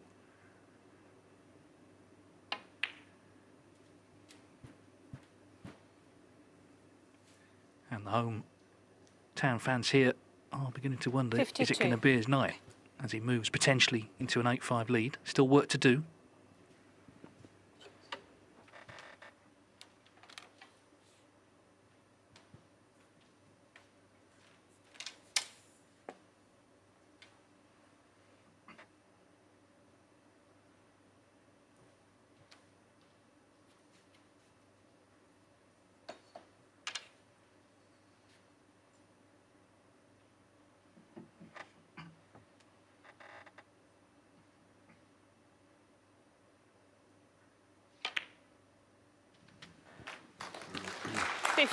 Yeah, found the gap between the reds nicely. Still hasn't missed a pot with the rest. Sean Murphy did the same, didn't he, at the Masters in January?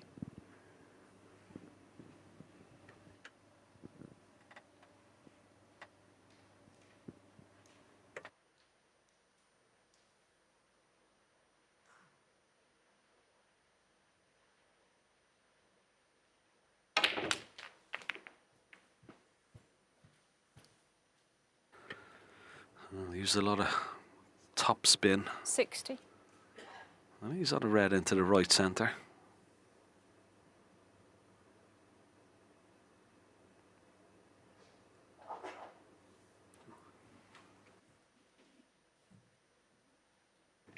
Just a slight noise, he's just resetting.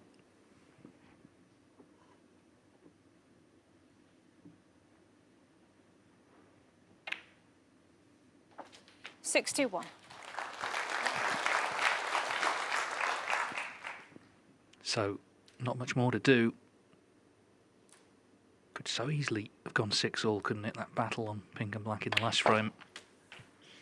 But Mark Selby won that frame and now has stepped in 68. with what looks likely to be a frame-winning break. 2 more pots required.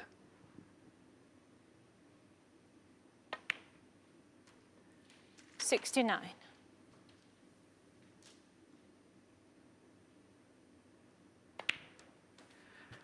So he's made his move. But we know from 12 great years of snooker here on ITV 75. that it's not done yet. We've seen many a comeback. Intervals have helped players trailing in the past.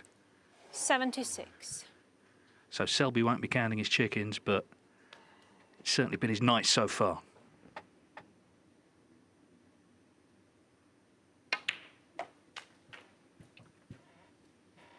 Yeah, this has been the highlight. It's a lovely break he's put together 83. here.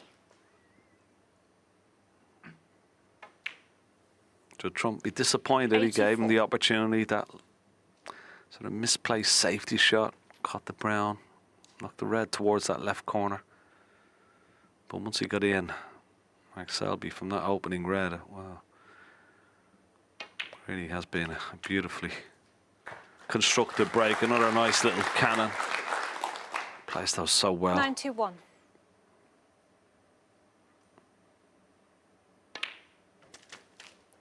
$92.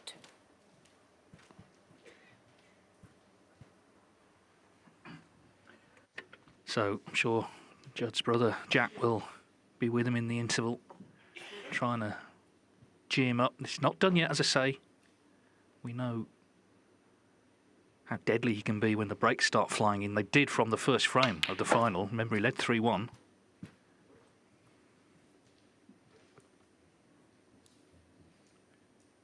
$95.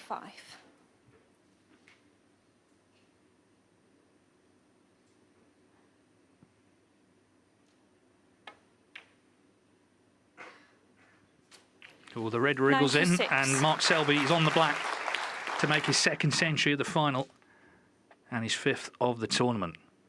just to underline the fact he's firmly on top here. Big Leicester cheer for Mark Selby.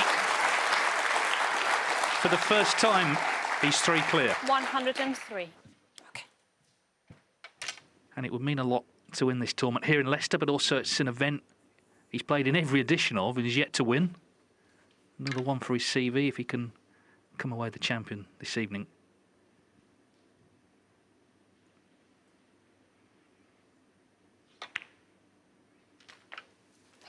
And it is a great event, this Champion of Champions. I really hope it flourishes in future years, whoever's playing in it, whoever's talking about it, because we know from the long history of snooker, the characters change, but the story goes on.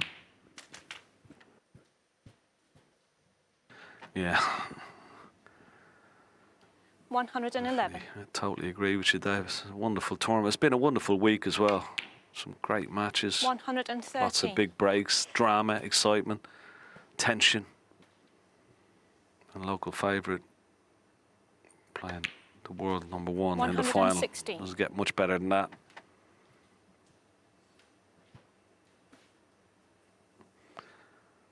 First few frames of this mini session 120. were really hard fought, but this is much better for Mark Selby. And I'd be absolutely delighted to go in with 3-frame lead. 2 more required to lift that beautiful rose bowl. Pink and black for the highest break of the tournament. It's currently 136.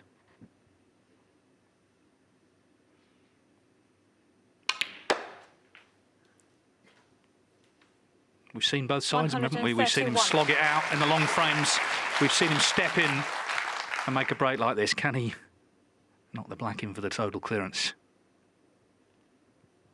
Of course he can. He's Mark Selby. 138 then from the 4 times world champion at the final interval of the Champion of Champions final. Mark Selby leads Judd Trump 8-5.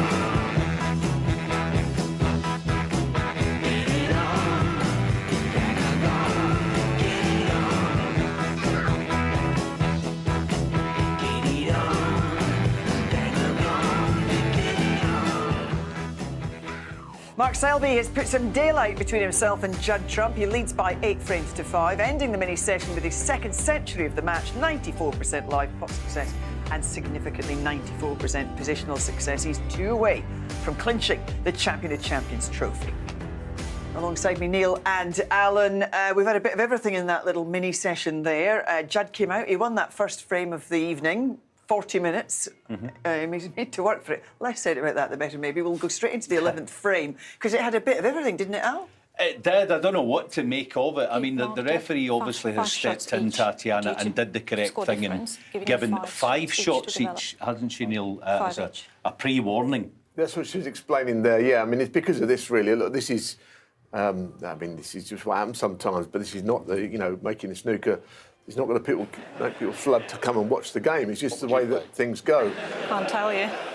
He said, what would you play here? Obviously having a joke. But the thing was, we wonder whether it was done in the right sequence. In other words, surely Mark has to play the last shot of the lot, because Judd, if he was the last to play his 5 shots, then he's just going to roll into 16. them again, 40 behind, isn't he? And get the re-rack. In the end, something had to blink and Mark played the shot. Judd had the chance. Mark was probably not happy in the chair, but when he saw that yellow miss, he probably cheered up a bit, didn't he? Yeah, I do think that in the main, Judd is struggling that bit more than Mark. Mark has taken the sting out of large parts of the 4 frames tonight, and Judd, when he gets his chance, just isn't seemingly equipped to take advantage, although he gets a good bit of luck here. He flicks the top red that he knows nothing about, and it transpires that the other red then goes in. We'll get a look at it again. Just flicks it, and it sends the cue ball wide and makes the red, doesn't it? Yeah, that's right. You know, and this is another frame, the one that got away. I mean, this was good. Mark's more than 6 in front here, don't forget, so he can afford one very thin go at the pink. If he misses, he still needs a ball. The equation didn't change. I think this in off, you do want to get this again. I mean, it's like some kind of a billiards trick shot, if there is such a thing as a billiards trick shot. But, you know, how's that gone in there? So the frame ended up being gifted to Mark Selby. He should have won it earlier on. But anyway, you know, and then, of course, this was good stuff, wasn't it? This is where actually, you know, he's won 7 out of the last 9 frames now, but this is the impressive frame amongst those, isn't it? The way he made this break. Yeah, Mark, as we're just kind of saying, Jill, seems more able to sit out for long periods, 20 minutes, half an hour, and then when the chance comes along, he's able to jump on it.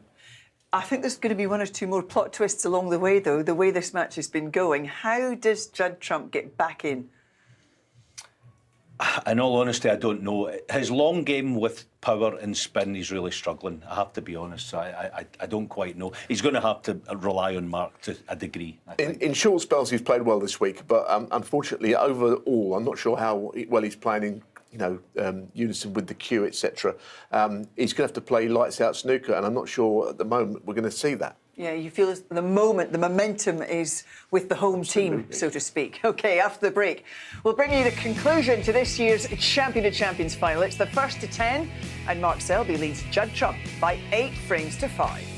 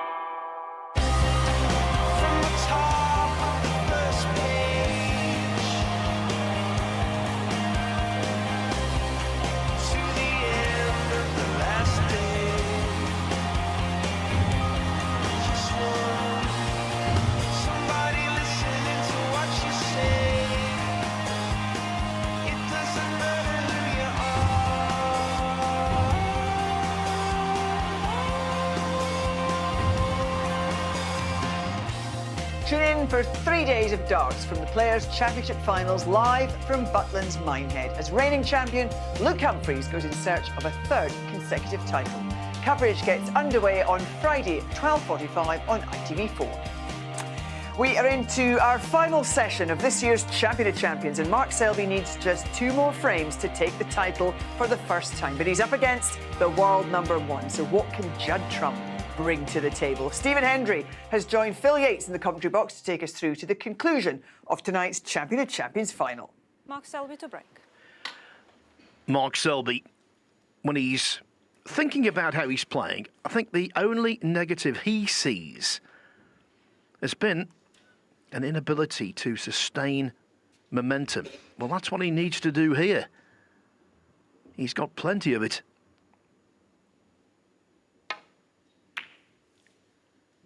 As for Trump, numerically not an easy task at all. A possible 6 frames left, he has to win 5 of them. Against anyone, that's tough. Against Selby, ultra tough.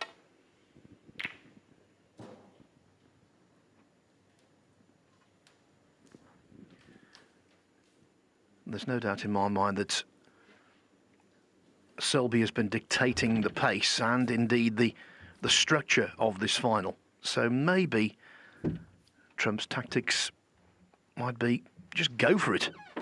Try and intimidate Selby.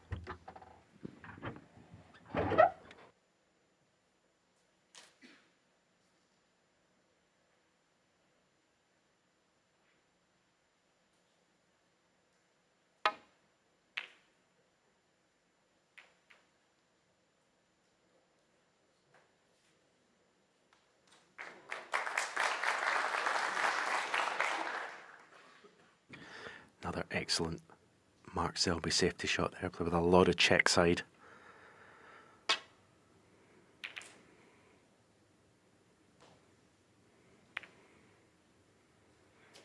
Well, running the ball like that will help Judd get back into this match, but I don't know, the body language is not great, is it, Judd Trump? Don't know whether it's the cue or just low in confidence, but I don't know. But that'll certainly help. We're going to run like that.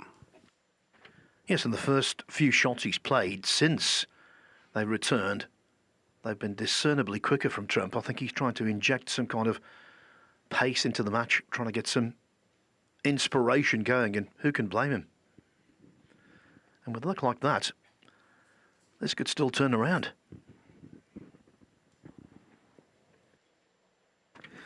Well, we know he's a genius at escaping snookers and keeping it safe, but well, this will be right up there with his best if he can get out of this without leaving a pot on.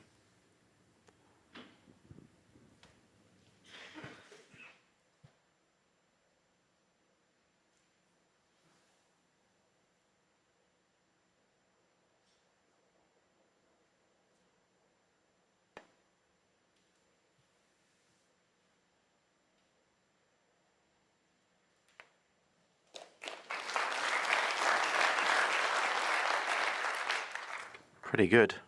Okay, there's a red to left middle, but hampered queuing. And is there any position on the pink on offer?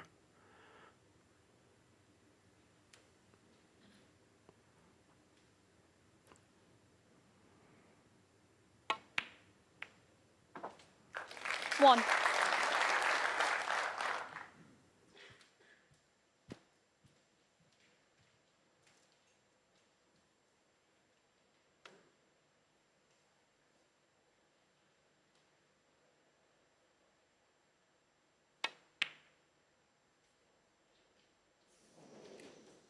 Judd Trump, 1. It was a pressure ball. He stayed down. He wasn't sure.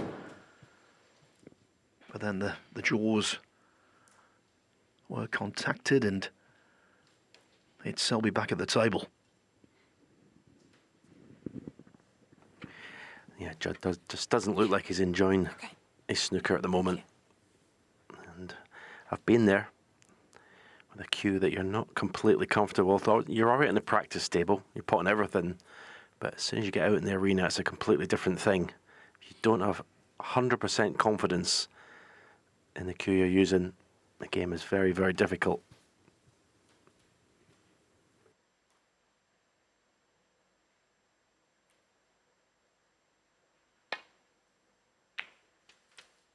One.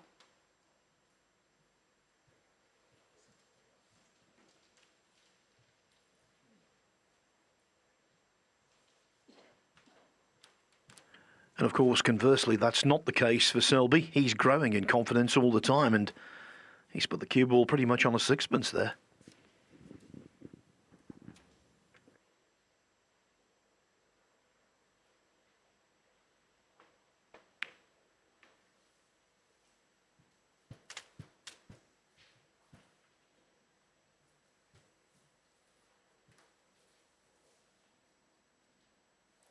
Seven.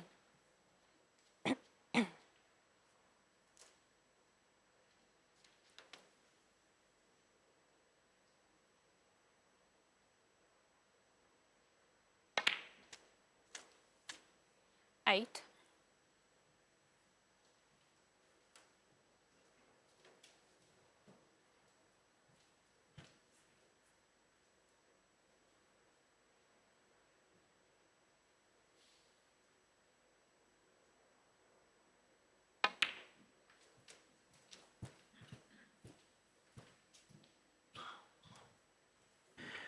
He's played for the red. It's above 12. to the above and slightly to the right of the black, trying to play the cannon on the red to the left of the black. This goes right. Great chance to win the frame. 30. Well, it hasn't. Just didn't get enough into the cue ball.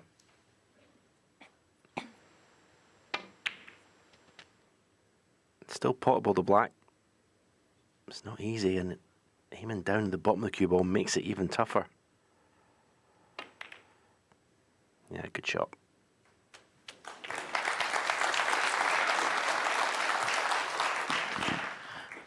The top corner pockets this week have been 20. very far jaw-friendly. It flopped in, much to Selby's relief. Mind you, I think with the degree of accuracy he showed there, he deserved it.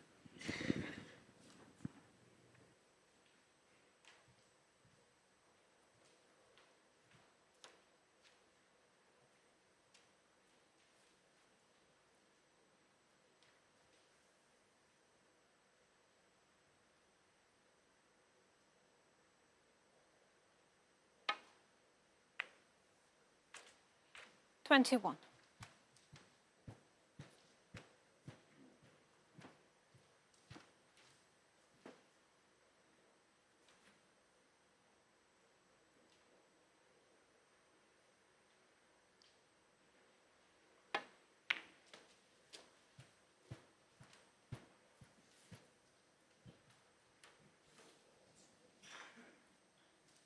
$26.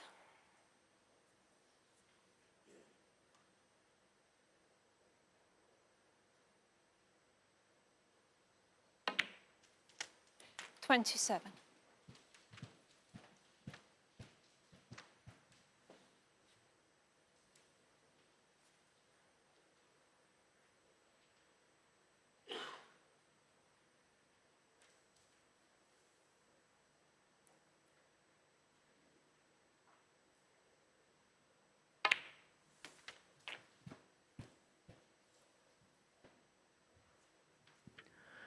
Selby is down at 34. 11th in the world rankings. He's most certainly not playing like a world number 11. 35. Producing top 4 snooker.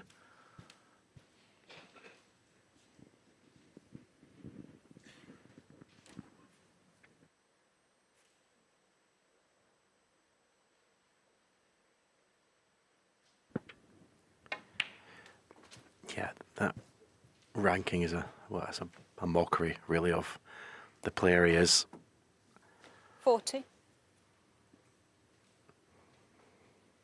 He's one of the top 4 players in the world.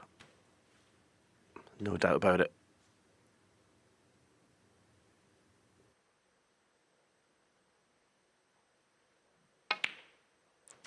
$41.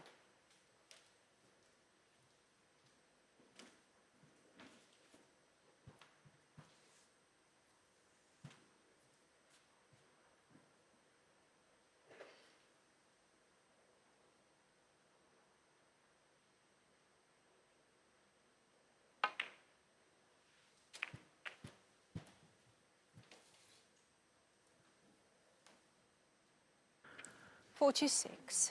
From that camera angle, you might think, well, he's out of position, but the body language and that camera angle tells us he is most certainly not.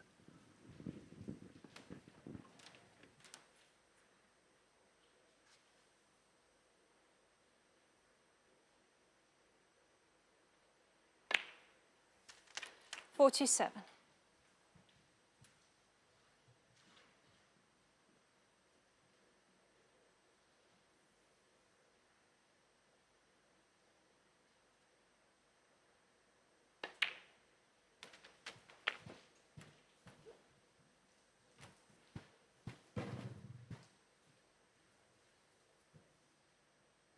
$53.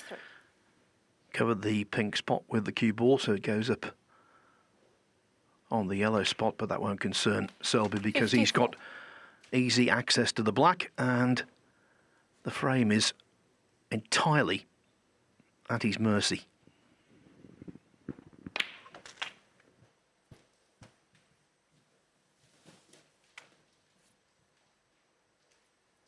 $61.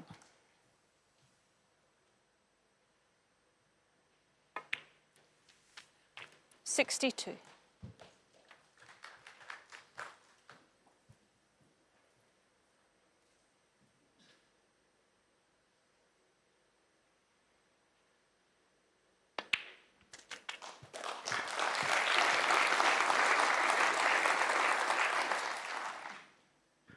No heroics on the black. Looking at the scoreboard, it makes for Selby very pleasant reading. 69.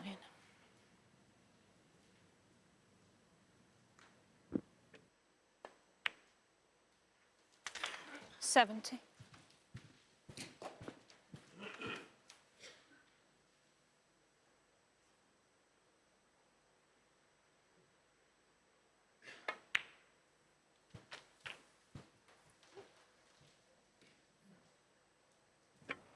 $77.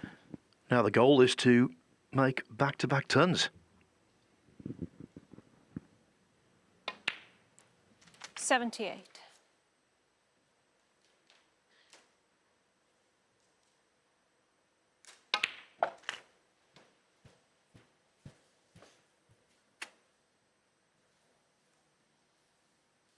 $85.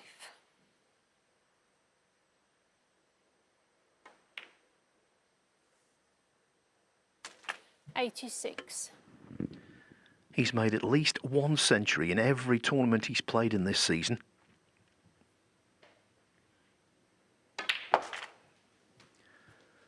Already put together 30 in the campaign. 93. And that's pretty good before the end of November.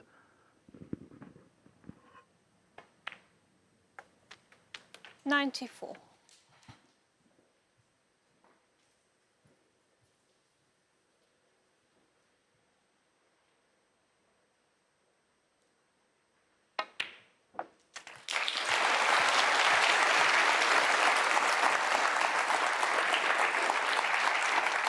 $101.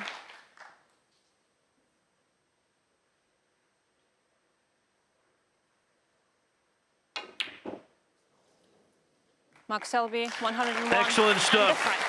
The hometown hero on the threshold of triumphing, on the verge of victory.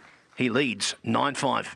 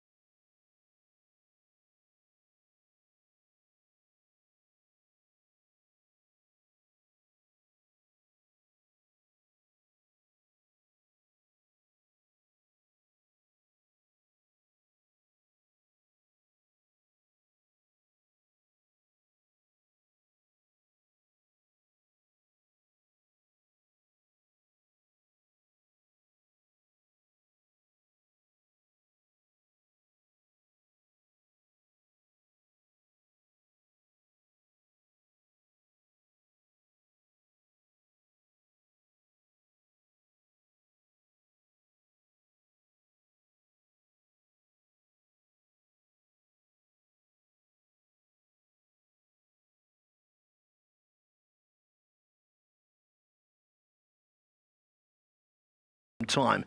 He's won most everything the game has to offer, but he will need something special now. He will need the last 5 frames. And the way that Mark Selby is playing, it really is difficult, Stephen, to imagine he's going to relinquish this very big advantage. Yeah, I don't see any way back for Judd Trump now, to be frank. He just doesn't look. Judd Trump to break. It doesn't look to me that whether he's got the will to do it. I mean, the form he showed the first frame in 2 centuries, but, you know, he's, in the balls he's going to be fine, but it's from distance, safety, everything, he just looks very vulnerable. And as I say, the body language is not good. He looks, well, again, to be frank, he looks fed up to me, which is not good out there, and especially against this man, who will just feed off every weakness you've got.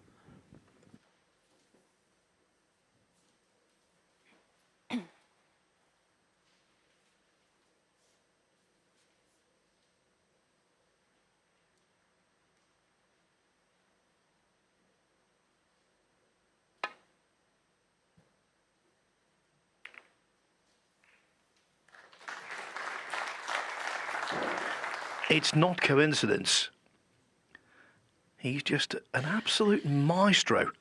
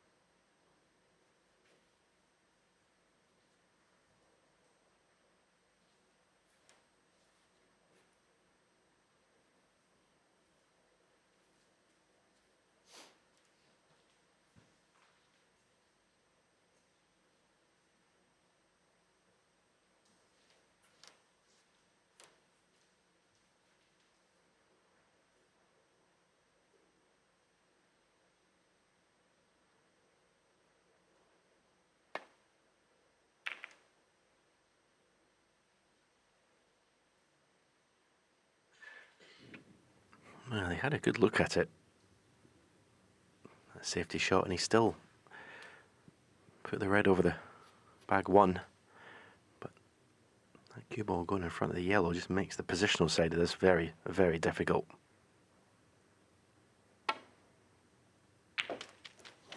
Well, Mark Selby. That was a real good bit of fortune for Mark Selby there.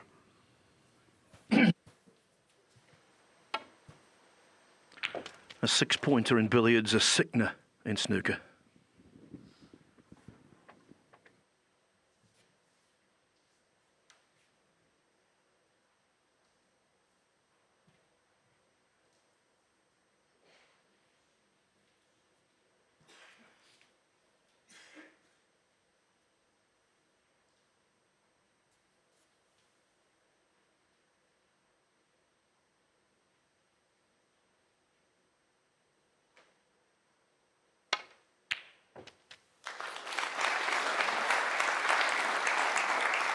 One.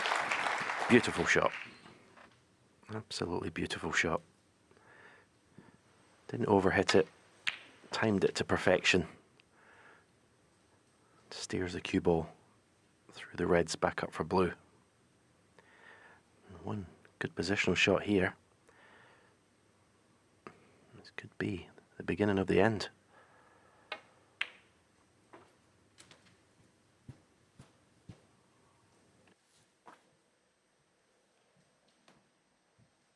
Six.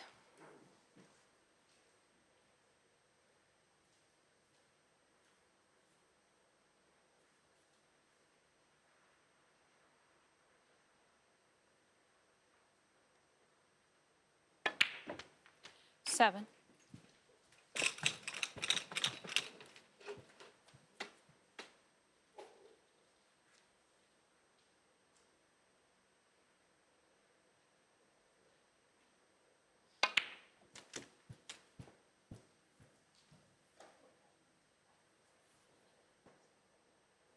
14.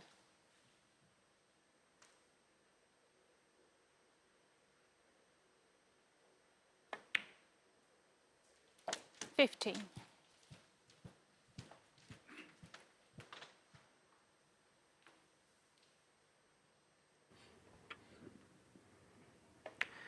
3-1. Judd Trump, as I said earlier, made 2 centuries and is looking probably playing his best snooker 22. of the week.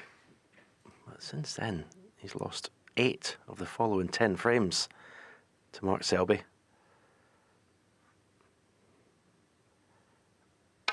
This has been a 23. dominant performance. I say, okay, you have to say against a slightly under par opponent, but still, you've still got to do it. It's not as if Judd Trump's been terrible. He's just not been anywhere near his best.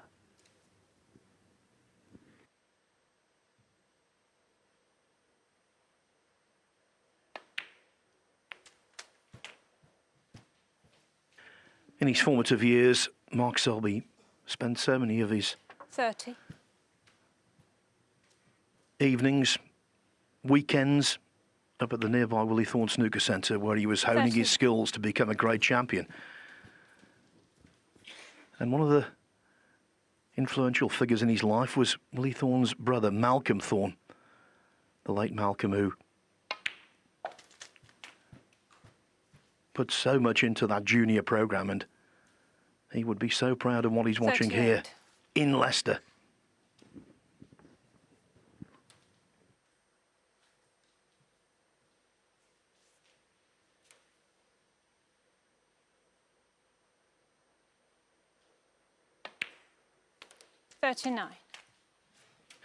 Yeah, Malcolm was a diamond, and Mark Selby, as a match player, solid gold.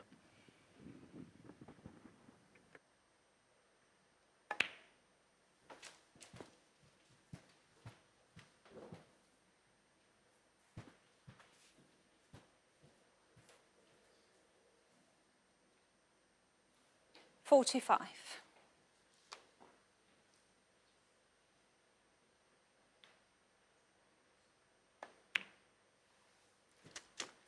46. I think the red to the left of the pink goes to the left corner. So he's not going to need to go into those 3 reds.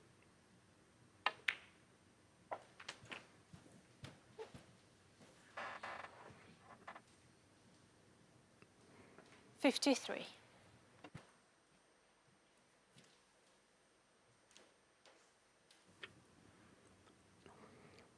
Just looking to make sure he judges this correctly, because sometimes you think the cue ball's going to just brush the pink, and if it misses the pink and hits the red at the wrong pace, you could lose the cue ball here. So it's just checking and double checking. 54. Like I said, the 2 reds in the open with colours will be enough. No need to go into the 3 reds.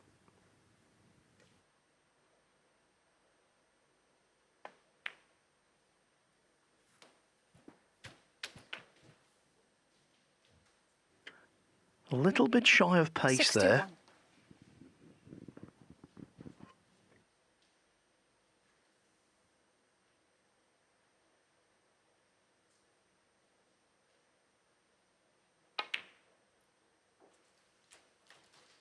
$62. This is it, Stephen. You've been in this position on countless occasions on an easy frame and match ball to capture a title. Yeah, it's the best feeling in snooker.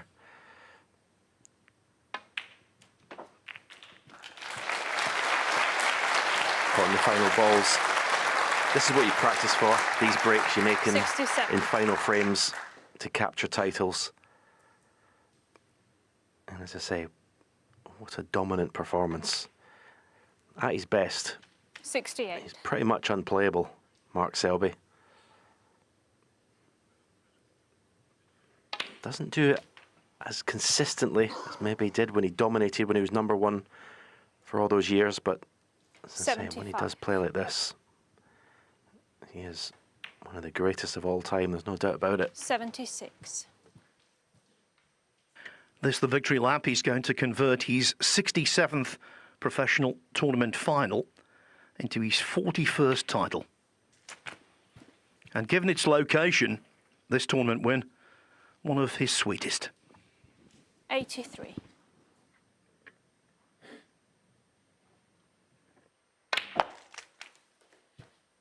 '84.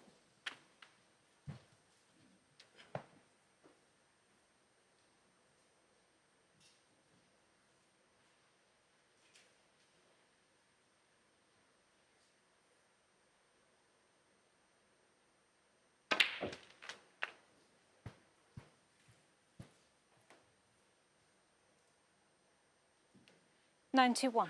And he's not just winning, Stephen, he's doing so with aplomb. Okay. Yeah, I'd love to wrap this up in style with a clearance.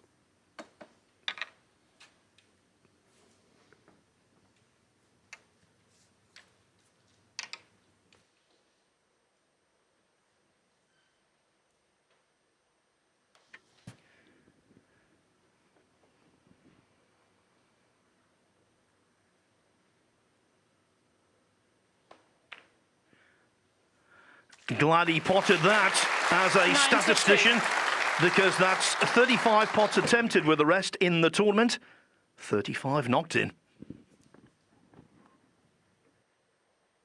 Yeah, Sean Murphy done something similar, didn't he, in the Masters last year? It's quite impressive. Okay, you don't use the rest that often, and most of the time they're quite easy pots, but still, it's an impressive stat.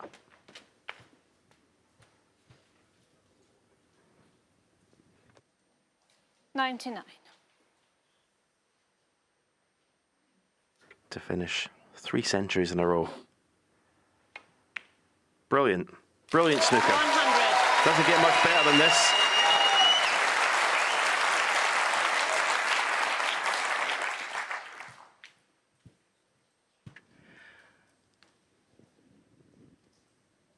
'105. A true champion, if ever there was one. 107.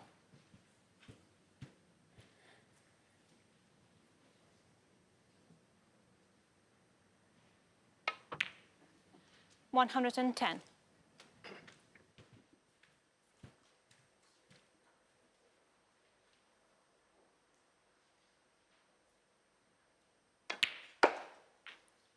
114.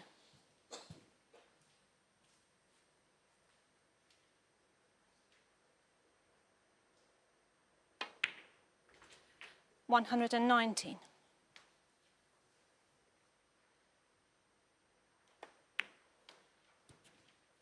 125. Clinical, classy.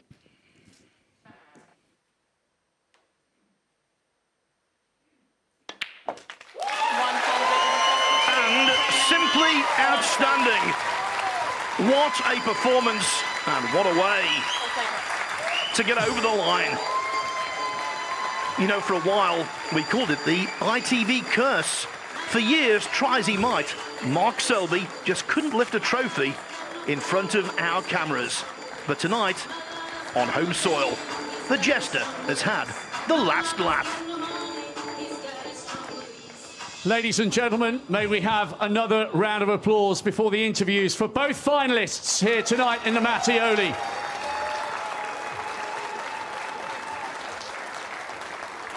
Judd, we know that you haven't been entirely happy with the queue this week, and bearing in mind that backdrop, there's not many players playing less than their A game could make a major final like this. It's been a tough week, but there are some positives.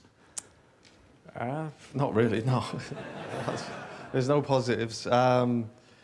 Firstly, congratulations to Mark. I think he was the best player all week, and he thoroughly deserved to win this trophy. So, yeah, no excuses. He was the better player throughout the tournament, and he fully deserved to win, and it's nice for him to win here in Leicester. You started the match really well, came right out the blocks with a brilliant century, 3-1 up, and then he came back into the match. The last this afternoon felt really important at 5-4. It gave you a genuine shot tonight. No, I couldn't win, to be honest. There's no way I could win with that cue. So I'm not going to make excuses. I chose to use that cue. I'd give it my absolute all. I just can't get used to it, and tonight I really struggled on the table. I didn't know where to aim at all, and Mark played really, really well though. So Mark put me under pressure. He scored extremely heavy in the last couple of frames. His long putting was good, safety was good. It showed why he's one of the greats of the game. Spoken very graciously. We hope you sort the issues out with the cue. You will be back on top. Ladies and gentlemen, the world #1, Judd Trump. Mark, that magnificent trophy is now yours.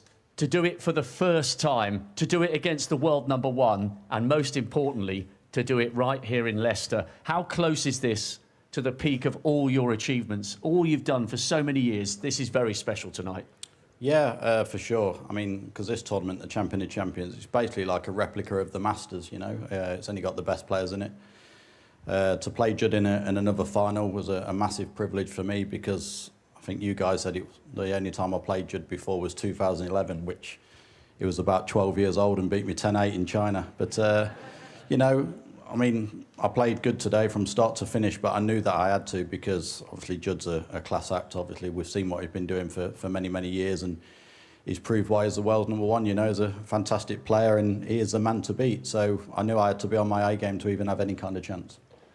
And did you start to think about all the people from Leicester who've helped you along the way as you were compiling yet another century to finish? Stephen Hendry was waxing lyrical. He said you were knocking in the centuries like they were 20s and 30s. Was the emotion starting to get to you?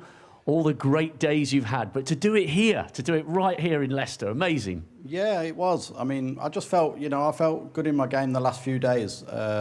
Basically, like the day before I played in the group stages, I felt like I was hitting the ball a lot better and felt a lot more confident. So, you know, I came here and I thought, even if I didn't get through the group, I knew that I was finding something, and I just had to stick with it. And it's nice to see me play like that in a match environment. You know, it feels like it's been a little while for me to play that kind of standard. I've been in and out for what seems to me quite a long time. So to play like that against somebody of Judd's class as well, where I know I need to stand up and do it, is quite pleasing.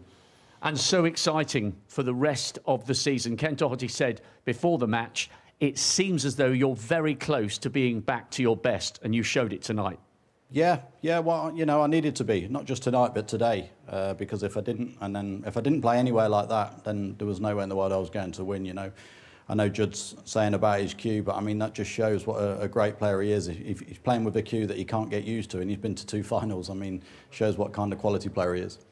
Mark, there are many more great days to come. Take a moment to savour it tonight. Ladies and gentlemen, Leicester's Champion of Champions, Mark Selby. It's now time for the official trophy presentation. To present the awards, a round of applause, please, for CEO Matrimonial Multisport, Emily Fraser. First presenting the runners-up trophy and the winner of £60,000. Please put your hands together for the ace in the pack, Judd Trump.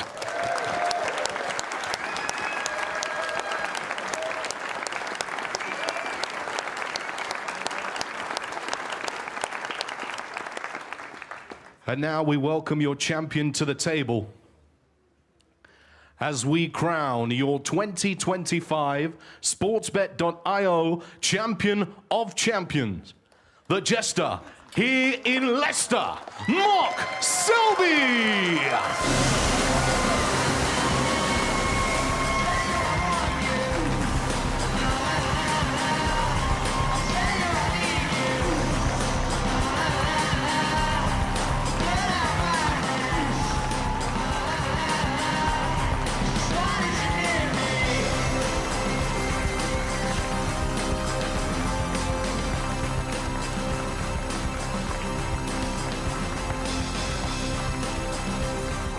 Great scenes here in the Mattioli Arena, here in Leicester, to see Mark Selby crowned the Champion of Champions. He's been a stalwart in this competition. He's played in every edition since we came back here on ITV, and finally he gets his hands on the trophy. Ken and Neil, he was the man to beat today. He was the class act. Judd Trump said it himself.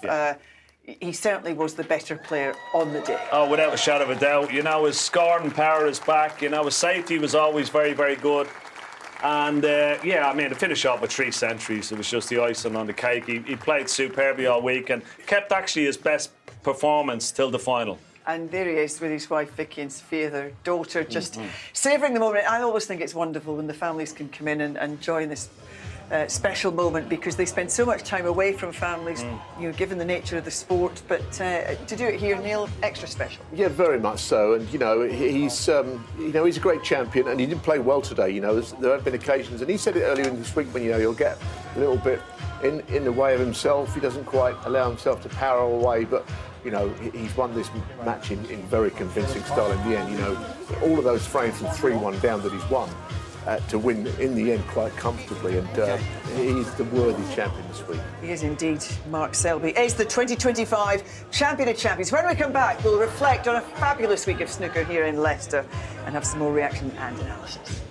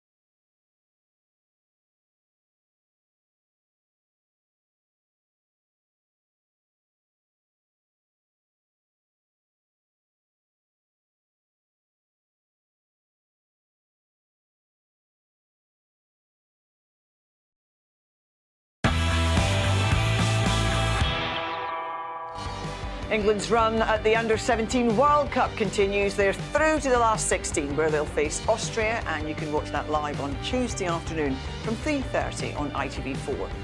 And on Tuesday night, with Brazil's friendly against Tunisia for you to enjoy. You can catch the 5-time world champions in action from 7:15. That's also here on ITV4. Well, here in Leicester, we have seen Mark Selby crowned the champion of champions. He has defeated the world #1 Judd Trump by 10 frames to 5 in a thrilling final here. And I'm pleased to say that after the presentation, he has stepped in with the trophy. A huge congratulations, Mark. You've been ever present in this competition, and there was a number of years. I know you don't want to hear it, but we thought we'll see you lift an ITV trophy. Now you've done it a couple of times. I mean, it was a special night tonight, wasn't it? Yeah, I felt like I played good, you know, from start to finish. Can't remember missing too many easy balls. I think I missed a black in the 3rd frame going into the pack. And then, yeah, other than that, I don't really feel like I missed much. Every time I got a chance, I felt like I was going to score and capitalise, and more times than not I did, you know. But it's a lot easier when you know what your task has got to be, because you're going into a match. I know that I need to play well. If I don't, I'm not going to win. So you sort of, you know, you just get on with it and give it a best shot. And you said in the interview there out on the floor, you know, you're playing against Judd Trump in a final, the world #1. You know what it's like to sit on the top step. But you've only played in one other final with Judd, which is remarkable given the way your careers have gone. So extra special, I think, sometimes to win when you're taking on the best of the best. Yeah, for sure. I mean, I'll put Judd up there with, like, Ronnie, you know. He's so good to watch when he's at the top of his game. He's been dominating for the last few years, you know. He's been #1 for a long while now. And, yeah, they're the kind of finals you want to play in, you know. You want to pick your wits against the top boys when they're at the top of their game, and, you know, that's what I did. There was one crucial frame. It was the 12th frame. You know, we're on the pink and black that time when you're playing a safety shot. You played probably one of the best safety shots of the final to clip the pink when it was on the ball cushion, and then that forced the error from Judd Trump, and that sort of just changed the whole dynamics of the final. Yeah, well, I didn't really have another shot where I could sort of gain the initiative. I felt like I could probably double it and play it past the middle pocket, but I couldn't really hit too much of the left-hand side. And I knew that playing the shot I played, even if I missed it once, it wasn't like the end of the world. You know, Judd would either put me back or I can play again from here, and then I've got an easier shot probably. Yeah. And I knew that if I did get it right, then I could put him in a lot of trouble. Yeah, I mean, the other thing noticeable, not only the 3 centuries, but the 7th frame, which was where all the balls went safe, the pink and black glued. You know, this is the good thing about you. I mean, you can make all those centuries, and you can win frames like that. You're probably the one guy that no one wants to play in a frame like that if it comes to it. You know? Yeah, the frame went horrible, and then in the end, I ended up making a decent break to win it. I think I potted a good red off the black. Yeah, I potted a good red off the black to free the black to clear it. But yeah, I mean, you know, you guys probably sit there watching it thinking I enjoy them frames, but I hate them just as much as you guys, hate commentating. We love them. Stephen hates them. I wouldn't say you enjoy them, but you're more tolerant of those frames because you know the importance of it. And I always say about Mark is that every shot is an event with Mark, you know. Even the most, what looks to be a nothing sort of safety shot, he gives it 100%, you know. And he's always been like that, and that's why he's the player he is. Well, listen, you're a worthy winner. You won 9 of the last 11 frames to get over the line. And I'm just looking at your tournament stats. Your stats tonight were exceptional. Your live pot success, 95%. But your tournament stats, look at that rest success. You took 35 shots of the rest, 100%. I know, sure knew. I mean, that's surprising because I don't see myself as one of them players that's that good with the rest, you know. I'm not 100% confident with it majority of the time, but, you know, obviously I was doing something right this week. And listen, doing something right this week, and that's your first trophy of the season. This could just be that catalyst, couldn't it? Well, I hope so. I mean, I was saying to my friend Ian, who runs the club, even at 3-1 down at the interval, I know I missed the black, as I said, but I said to him, look, whatever happens today, I feel like I've found something, and if I win, great. If I lose, you know, I felt like something was coming, you know, whether it was this week, whether it was next week or the week after. But I know that what I'm doing now is what I need to stick to, you know, because I've always been a tinker over the years. But I know that, obviously, what I'm doing now, I feel confident and good doing it. You want to win tournaments. There's a lot coming up. What's the target in the next few weeks? My target has always been, like, the Triple Crowns, you know, during the season. If you could pinch one of them. I mean, I know it's not easy, but that's where I see myself as, when you look back in years to come, as like the all-time greats. I think a lot of them will look on basically like the Grand Slams in tennis. You look at Djokovic and all them. So our Triple Crowns, the World's Masters in the UK. I always try and set my stall out to try and win one of them in a season. The last few seasons I've been nowhere near, but hopefully this year a bit better. Keep playing like that, Mark. We'll see you in plenty more finals. It's been a pleasure watching you this week. Thanks very much indeed. Congratulations. OK, let's get some more reaction now. Alan McManus is down in the arena with Rob Walker. Thanks very much, Jill. Well, green and white everywhere here, but it should be blue for the big Leicester fan, Mark Selby. Al, Selby's close to being right back to his best. He's proved it time and time again this week, hasn't he? Yes, he has. The good stuff will always take care of itself with the top players. And there was a lot of good stuff, as we saw tonight, finishing off with 3 tons. But I think the key to this success in this Champion of Champions this year is winning the close frames. There's been a lot of crunch frames, especially against Mark Williams. Then he had one notably against Neil Robertson, and he won the crunch frames in the final. And we know that that's what he's good at. But you're right, the basic form is there for him to build for the rest of the season. And you and I both said, as did Ken Doherty, that something felt a little bit more comfortable with Mark's movement around the table. It felt as though he discovered something, even from a month ago when we were watching him at Cheltenham. I think so, because he's doubted himself. I mean, going back a month or maybe 5 weeks, he got, what was it, a couple of semi-finals back-to-back at Brentwood and then at Cheltenham at the British Open. You think, well, that's OK for some people, but not for Mark Selby. He wants to be a winner. So what he does, he goes back to not the drawing board, but he'll go back and he'll search for something. He's obviously found something this week. But what will never leave him is the ability, when it gets tough in matches, which it will do, it's inevitable, he's able to come through, and then the good stuff comes after that. And the scoring was fantastic, especially tonight. He finished with 3 in a row, 4 centuries in all, plus a 99. You know, he's not just the guy that can grind out frames. When he's in the groove and he's in the flow, he can score heavily and he can score quickly, and he did that in frame after frame, especially this evening. And he's going to have to, because you think of last week, Wu Yiza, one of the new kids on the block. He's winning matches, making 4 or 5 tons in a final. He can do that, no problem. But if Mark can match that kind of thing with a young division that are coming through, then he's got that other side of the game. So, he's still got hurdles to clear. But this was a big one, and as I say, it sets him up perfectly for the season ahead. Brilliantly, especially to do it right here in Leicester. I think Selby will look back on this in years to come, Jill, as one of his finest triumphs, to do it at home and to beat the world #1 as emphatically as he's done this evening. Great stuff. Thanks, Angles. Thanks, Rob. As ever, when we return after the break, we'll reflect on another week of world-class snooker. And as is tradition here on ITV, we'll pick out some of this week's hot shots.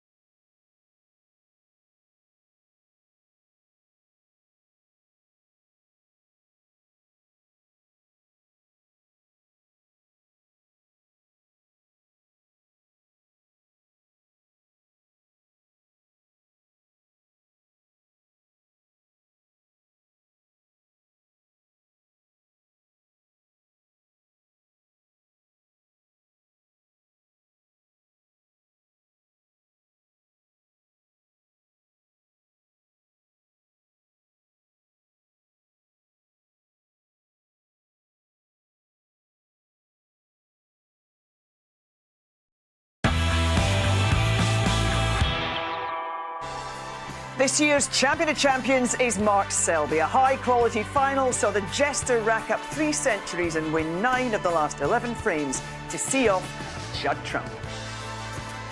And victory for Mark Selby means he has the added bonus of qualifying for next year's tournament. We'll be able to watch the 2026 Champion of Champions on ITV4.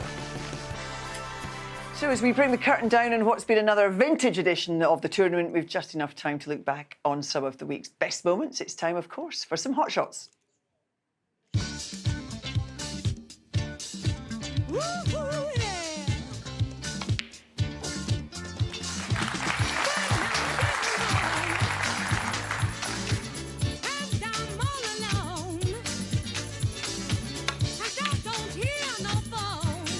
One.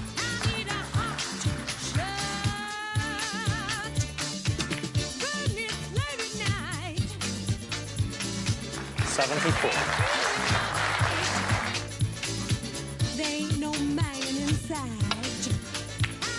One.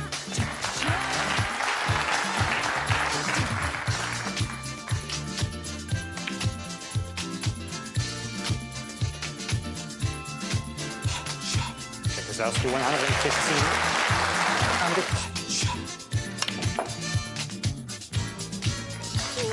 34.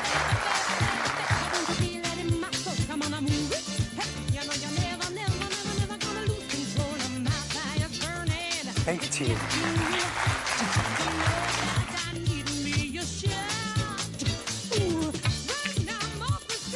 One.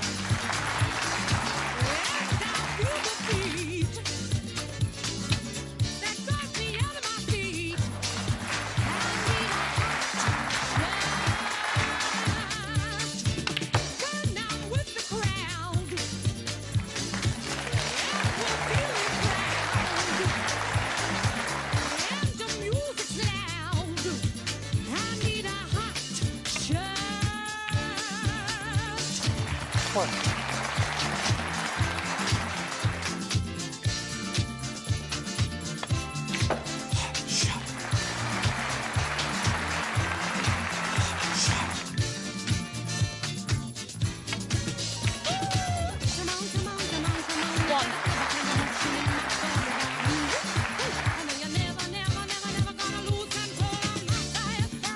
So many great moments, so many to choose from. However, we choose we must. We heard Stephen and Alan give us their hot shots earlier this afternoon. Ken, let's have a look at yours. OK, yeah, I picked Neil Robertson. I was actually commentating on this match and I was thinking, he doesn't have a great angle on the screen. And then all of a sudden, I mean, just the raw power and timing. Just watch the cue ball. He threw everything into it. And it turned out a treat. If that was me playing that shot, I'd probably have to dislocate my shoulder. But look at the cue ball, look at that. Isn't that fantastic? You know, and there's not so many players that can actually play that in the game, but he is definitely one of them. That's what Stephen would call a bit of twizzle on that. Bit of twizzle. Yes. What about yours, Neil? Well, that was an amazing shot. I went for a shot that wasn't in there until today because it only took place this afternoon. Judd Trump in the last frame of the afternoon session. He'd been starting to be outplayed, and then he knocked in this. I mean, he hadn't seen a ball for a long time. Yeah. And then he knocks this in off 2 cushions and wins a frame off it. So, you know, look, it was a brilliant shot. He's very disappointed. And the cue apparently is on its way out, which is a shame because this was a brilliant shot. Yeah. But there weren't enough of those today. But that in itself, I thought, in the context of how the match was going, was a wonderful shot. And that is what the hot shots are about. You can play all these fancy shots, but they have to be in context. They have to mean something. Yeah, that's my rule of thumb. It helps. It helps. It definitely helps. All right. Well, listen, the Champion of Champions is the 50th event the ITV snooker team have brought to your screens since returning to the sport back in 2013. And this year's tournament marks the end of ITV's regular run of snooker events. So it's the perfect opportunity to reflect on the 12 years of snooker that we've had the great pleasure of covering for you at home. A little bit of self-indulgence here. Looking back over the last, whatever it is, dozen years, Neil, you and I were there at the very beginning, the Haiku Open. Middle of the night in a studio in Chiswick. Gosh, it's a long time ago. The ground troops, we were there when it all started, along with a few others behind the scenes, it's been brilliant. You know, that event, we were getting up very early in the morning, as I recall, to do it, and we didn't know quite what was all the lead, but it led to wonderful times, you know. And, of course, we had the wonderful Clive Everton with us back then as well. Well, Clive actually well, how can I put it? He put me forward as somebody that, along with Alan, who he thought could do the job. So I'll always be grateful to Clive for that. And one of his great moments, of course, was calling Ronnie's 1000th century, another big moment in our coverage. It was an incredible moment, wasn't it? And it was great that, and only fitting that Clive Everton was there commentating on it. What a special moment, you know, in snooker history. And and I think even Neil Robertson loved it as well. You know, it was fantastic. He loved it because it went in off, and that meant Robbo won the high break. But also, that was the last frame ever played at the Guildhall, and Ken will tell you that there's been, you know, any amount of frames over a number of years being played there. That was the last frame ever. It closed down, it's reopened, but no snooker since. That was the last frame. Yeah, we've been to some great places with the snooker as well, many happy places. Let's also reflect on what I think one of my personal favourites, and it's great that he's won this tournament tonight. It's fitting when he got that 147 in Cheltenham and played what I think is the best shot we've ever seen on ITV snooker. Yeah, it was an incredible shot. It's like a treble here, and you know, it's just such a innovative shot that you can come up with, and only Selby would sort of think of a shot like that. It was just absolutely, to keep the break going, it was very special. Yeah, I mean, the double wasn't on, so, you know, he's got a great knowledge of angles, Mark Selby. We've seen him getting out of snookers. Yeah, he's an incredible player, and sometimes a little bit of self-doubt, and he admitted that himself, creeps into his game. Otherwise, he's got everything, really. Yeah. We had to wait for our first 147, didn't we? But it was Selby that got it for us. Yeah, incredible, yeah. I mean, he's a special player, you know, and when he's playing the way he did today, you know, the scoring and safety is always there, it's B game, C game. But when he's scoring like that, he's almost unplayable. Yeah, we've had some great characters, and, you know, Ronnie's royally entertained us over the years as well, hasn't he? Oh, certainly. You know, he won a lot of these events. This Champion of Champions, he sort of farmed that for a number of years, but we don't see so much of Ronnie now. But the game, I think, is in a great shape with the players coming through, the young Chinese talent as well. The game is doing ever so well. I'm so proud. I think, you know, I say we've been to all these great places. Of course, we did bring quite a lot of snooker to viewers from our own homes, which, you know, back in the day. So, yeah, amazing times, amazing times. So to play us out after half a century of tournaments, we've put together some, well, amazing memories that we've had at ITV Snooker. We've had the great privilege to bring you all that snooker over the years. A huge thanks to all the players who have brought us so many magical moments, and to everyone here at ITV in front and behind the cameras. Just the best team to work with, special people, the best in the business. We've loved it all. Thank you for being with us every step of the way. From all of us here, thank you and good night. 1, 2, 3. Hello, snooker lovers. Good evening, good afternoon, everybody. You ain't seen nothing yet. This might go up there as one of like the best days of my life. You must have had a bad life. No, I met Stephen Hendry earlier. Sean, welcome to the Champion of Champions. Sean. Keep that one in, keep that in. Subtle moonwalk, offset. You don't need to be going to any spin classes, you'll disappear, Ken. What can I say? I'm going to go for a Robertson win tonight, OK? You guys at ITV think you're setting the bar high. Ken Doherty, Alan McManus and Stephen Hendry.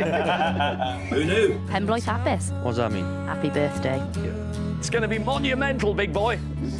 Stop laughing. Cue ball's gone, you've got no clothes on. That's what you call a bad dream. Come on. Oh! Welcome to ITV Snooker. World champion 4 times, won everything else. Anything on ITV, no chance. Keep quiet now. He wins the British Open for the first time. Oh, what a start! What a start! What a privilege for all of us to have been here. I'm Sean Murphy, and I'm a snooker addict. Except this bloke, I still try and play the game. World Championship semi-finalist a few months ago. I have a little knock every now and then, you know. Go for a nice meal with one of your producers. I can reveal that you will play in qualifying first round Jimmy White. No. What a shame. That was careless. Kind of 6-5. How about that? These are the ones you want to play in the ITV series. Absolutely beautiful. Put that in your pantry and cook it. Oh dear. Butchered. Give us a wave, Barry. I love ITV events. What is Secret Santa? It's where you all buy me something special, and you haven't done it. That is a clearance from the gods. Simply superb.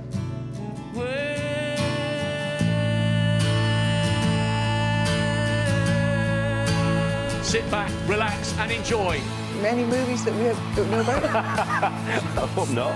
Unique situation for Stephen Hendry because Rhiannon Evans has got more world titles than him. Didn't think you'd bring that up, Jill. Because we're all Scottish here, I don't need to explain the word gubbed. Brilliant. I think we all know what it means. It's a round of golf for Mark Selby, is this it? Stephen, what are you doing, mate? You don't need them. Really good snooker players happen to just be excellent golfers as well. I've never been quite in that category, I must say. But Which one? The ITV events are always a little bit more special. I love a hot shot. You love a hot shot. We've got one with us, Judd Trump. Happy St. Patrick's Day, everybody. You can even go and meet Jill in the studio. Yes, please. Lewis, the director, and he was more excited than anyone. Aye, aye. Thanks very much. Thanks ITV. Thanks everyone. A good old-fashioned Harold. We've loved it. They've loved it. No, it's been incredible. It's the storybook ending.